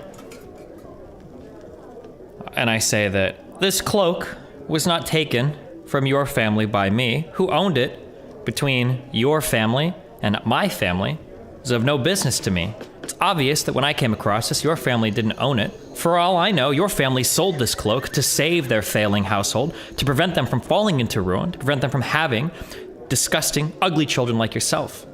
How am I to know that your family didn't attempt to sell this cloak because they couldn't get any money for you? Search your histories, Tyrael McGarry. My family used to own Berkshire. We were the barons and baronesses of Berkshire hundreds of years ago. We were brought low by some fell wizard who happens to have made himself an important person. He burned our house. He stole our goods. He killed my great-great-great-great-great-great-great-great-great-grandparents. And he took their stuff, including the cloak of the cheetah that was made for us 5 generations before that. It's rightfully mine. You have a lot of present confidence. As ours. You have a lot of present confidence for somebody that speaks with a lot of past tense verbs. Surely you understand that not everything in every land will be returned to every original owner. It makes no sense. People trade, people sell and buy things all the time. Items move from one family's hands to another. What right do you have to sit here in this bar and impugn me for an item that I rightfully possess just because your family made some foolish mistakes aeons ago and lost this cloak? Stolen property is still stolen property. It's the law. Doesn't matter if you steal it and sell it to someone else. If they're found in possession of stolen property, it's still stolen and it still goes back to the rightful owners. Well, if it is indeed the law, then I encourage you. Are there courts? Yeah. Okay. I mean, if it is, the court is like you go talk to the queen and she holds court, sure, or whoever happens to be your local lord. Well, if it is indeed the law, then I welcome you to go and talk to the local lord and we can settle it out before him. But I won't have my name dragged through the streets in bars like this by the likes of you because of wrongs that may or may not have been done to your great-great-great-great-great-great-great-great-grandfather. You know there's no justice to be found in the world. The nobles protect their own, and you, with your remote kinship with the queen, are surely to be looked upon favorably by any court. I doubt anyone would give me the time of day, much less an opportunity to see justice. I shrug my shoulders. I know about your brother, cleric of vengeance, not related to justice in the slightest. It's not surprising to me that you would align yourself with such a deity rather than one who would clearly have your downfall in mind. I shrug my shoulders and I say, well, if justice in the courts isn't what you seek, and then I place my hand on the hilt of my sword, is it perhaps justice on the streets then that you desire? Because that sounds suspiciously like a threat to me. I don't appreciate being threatened by the likes of you.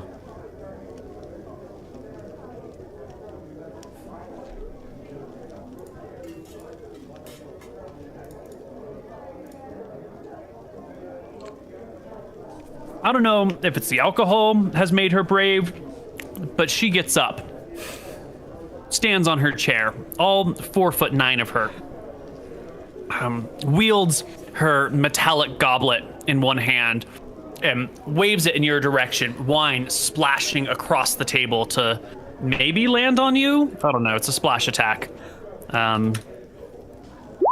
Oh yeah, wine just kind of like coming in your direction like a big horizontal line, spraying the whole area, catching some people on either side of you as well.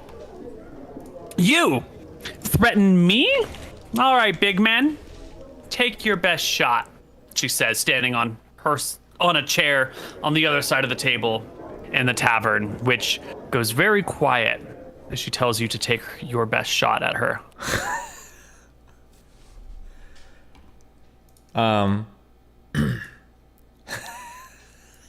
Okay. I call to the bouncer and I say, bouncer, this woman knows not what she says. I believe she's had too much to drink. Perhaps it would be best to escort this not such a lady to wherever she sleeps tonight.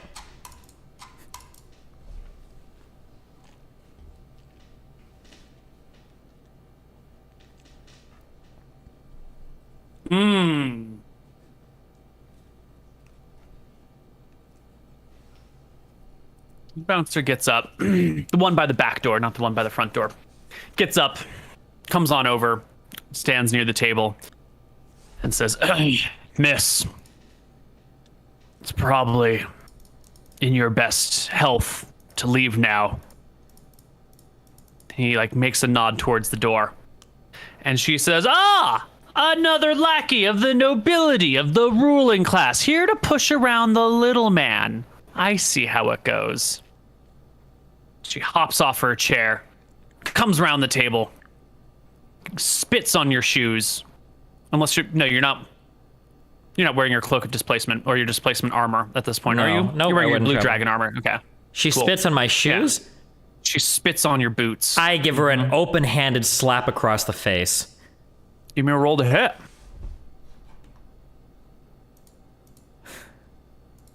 Okay, wait. D20 plus your fighter level minus 1. What is the damage on a slap?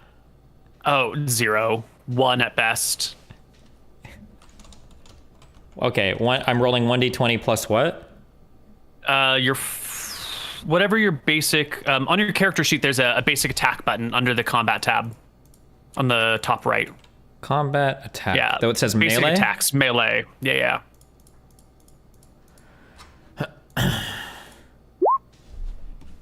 It is a critical slap to the face. She spins round, all 76 pounds of her whirling on the sloppy floor, landing in between chairs underneath someone's table with a thud.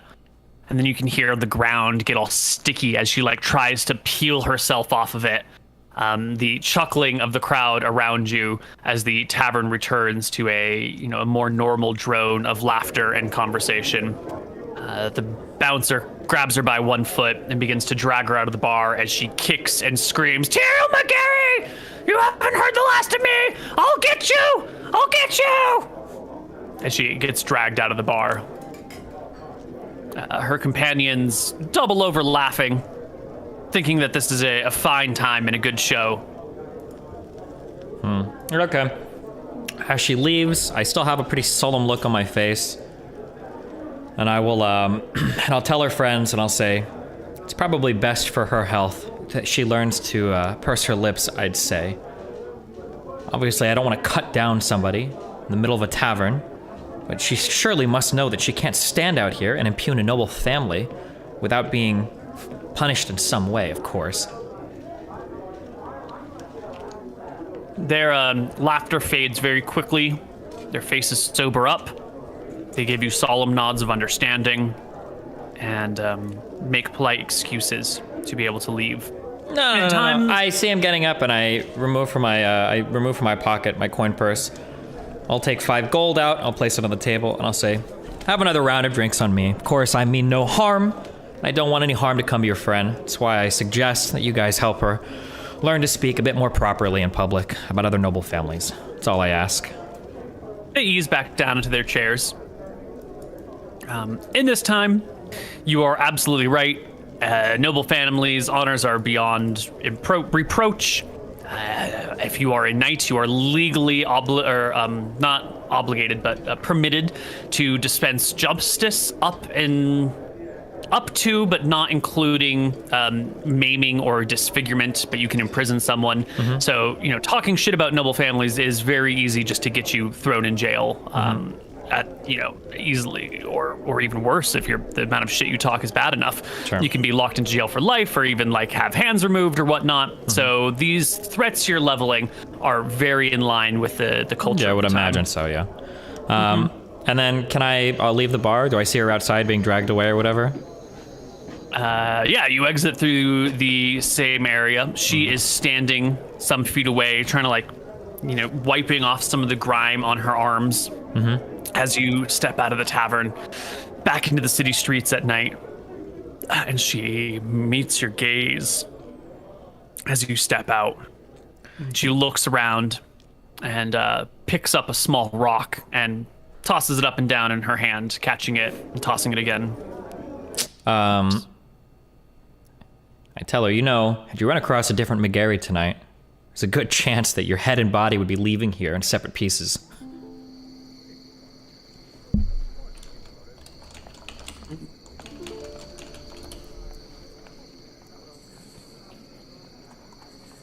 Wants to say something to you, but you're much bigger than her. You're much stronger than her, and you're a world-renowned fighter and dragon slayer, and she has a small rock. This is not her moment. She thinks wiser of it. Steps back, giving you plenty of room to walk away from the bar, but still giving you your time will come, Tyrael McGarry. Is there, so advise wait, you return what you've taken. so her family used to be noble and it's no longer noble? That's what she is saying. Which does happen from time to time. Sometimes people get knocked down out of nobility. Usually there's some sort of dishonor that's been done, some sort of like great catastrophe, or sometimes a family just sort of disappears, and maybe she married into a commoner family somehow, which is difficult to do in this time. The structure here is made you usually marry up, so it's hard to marry down in this setup that we have here. But it is possible. Okay. Your mother did it, for example. I see that she's still obviously upset. I'll take a few steps, a few long strides, and I'll begin to close the gap between us. And as I get a bit closer, I'd like to draw my sword. As it comes out of its hilt, glows faintly in the darkness. Or I don't know how dark it is. I don't know what phase of the moon it is. And I will flip my sword around, holding onto the sharp edge, and I will offer it to her. I'll say, if you'd like, I'll let you take a single swing. You can fell me. Yeah? Yeah, if you fell me, you can reclaim your cloak. Be on our way. Otherwise... Which sword are you handing her? The Moonblade. Platinum. I don't know how heavy this is. I don't expect her to even be able to hold it, but I'll hand it to her. Or I'll extend it to her. She reaches out. Yeah, she takes hold of the hilt. I'll let go of it. She takes a step back and kind of like swings it around a little bit, trying to find the right balance for it. Does like a flourish here. Flourish there, regards you very carefully. Takes another step back, raises it above her head, and then turns and runs the other way. Really? Yep. As she runs through the city streets holding your +5 sword. Gotcha. Well, as she runs through the city streets, I will, like the Flash, just zip right by her and appear in front of her, basically, using my Cloak of the Cheetah. And I'll ask her. You're wearing it this whole time. I am wearing it, of course, yeah. Not wearing my... Okay, because earlier you had talked about walking around wearing like a big cloak that fully covers you, not simply a cape. Oh, that was the one time I did that was because I wanted to unveil my blue dragon armor in front of that night guy, and I didn't want him to know that I had it on it before I started to posture against him. Okay. I could theoretically run with my boots of spring and striding too, but... Yeah, you can catch up and pass her and corner her from the other side. And she pauses. And I'll say, did you not forget what you came here for? Using my family's equipment against me, huh? I'll just reach in front of her. Can I grab her wrist to grab the sword? You can attempt to do so, but that would provoke an attack of opportunity from her. Okay. I will provoke an attack of opportunity as I reach to grasp her wrist. Yeah, that she was going to make an attack against you anyway. Okay. That's for the magic of the sword. She only has a +1 to hit because she is a low-level rogue.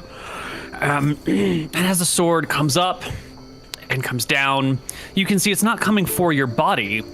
She is aiming for your back. She is trying to come around and like slash through your Cloak of the Cheetah.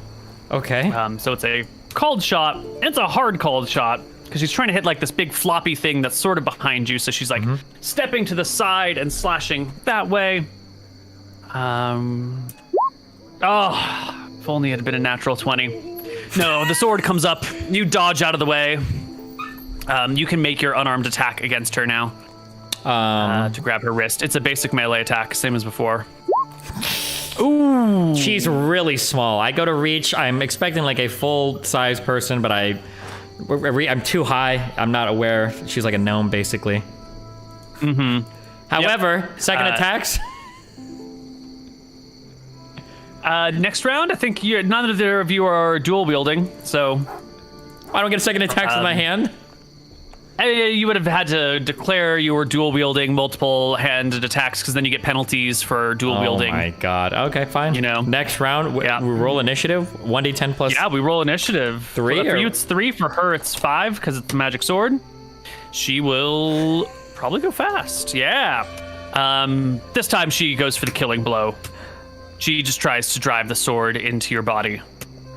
With a 13.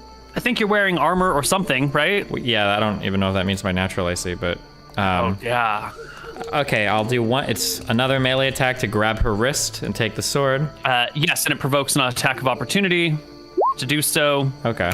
You will grab her, but I think she will also... Did you wear your armor out? If I'm moving like normally, I probably am going to be wearing my Rohana's armor. That's what I wear instead of the... But we had just mentioned that you didn't have it on in the tavern. Yeah, well, sure. So for here, I probably would not... I would just have like my... No, fuck. That's not true. I would have some form of armor on because there's been a literal assassination attempt. I don't think I would ever go out completely unarmored. So I think I would have had my Rohana's armor on. It would be so stupid for me to walk around unarmored. Not your blue dragon scale? I could do that, yeah, sure. Maybe that I'm using temporarily. I don't know. Because that's what you were wearing earlier. That makes sense. Okay. Perfect. The sword clatters against your armor. You make a grab attack. You get hold of her wrist. And then a opposed strength check to wrench the weapon free. Okay. She rolls a natural 19. I don't know what her strength is, but she's only 4'9", so she can't be that strong. Ooh, I think there's actually penalties at certain heights for strength.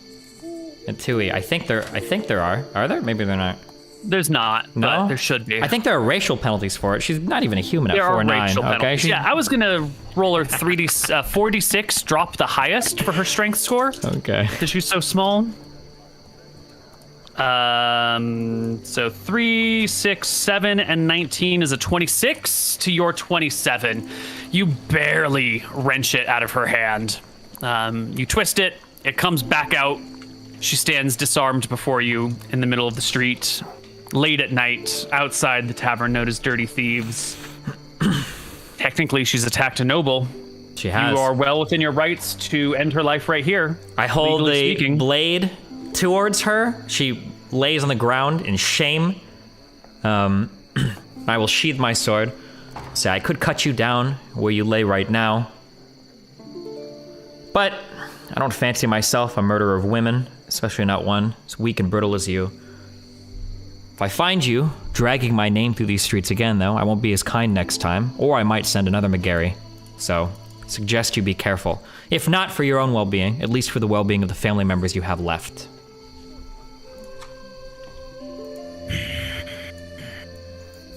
Her eyes narrow. She knows she's got literally no legs to stand on here.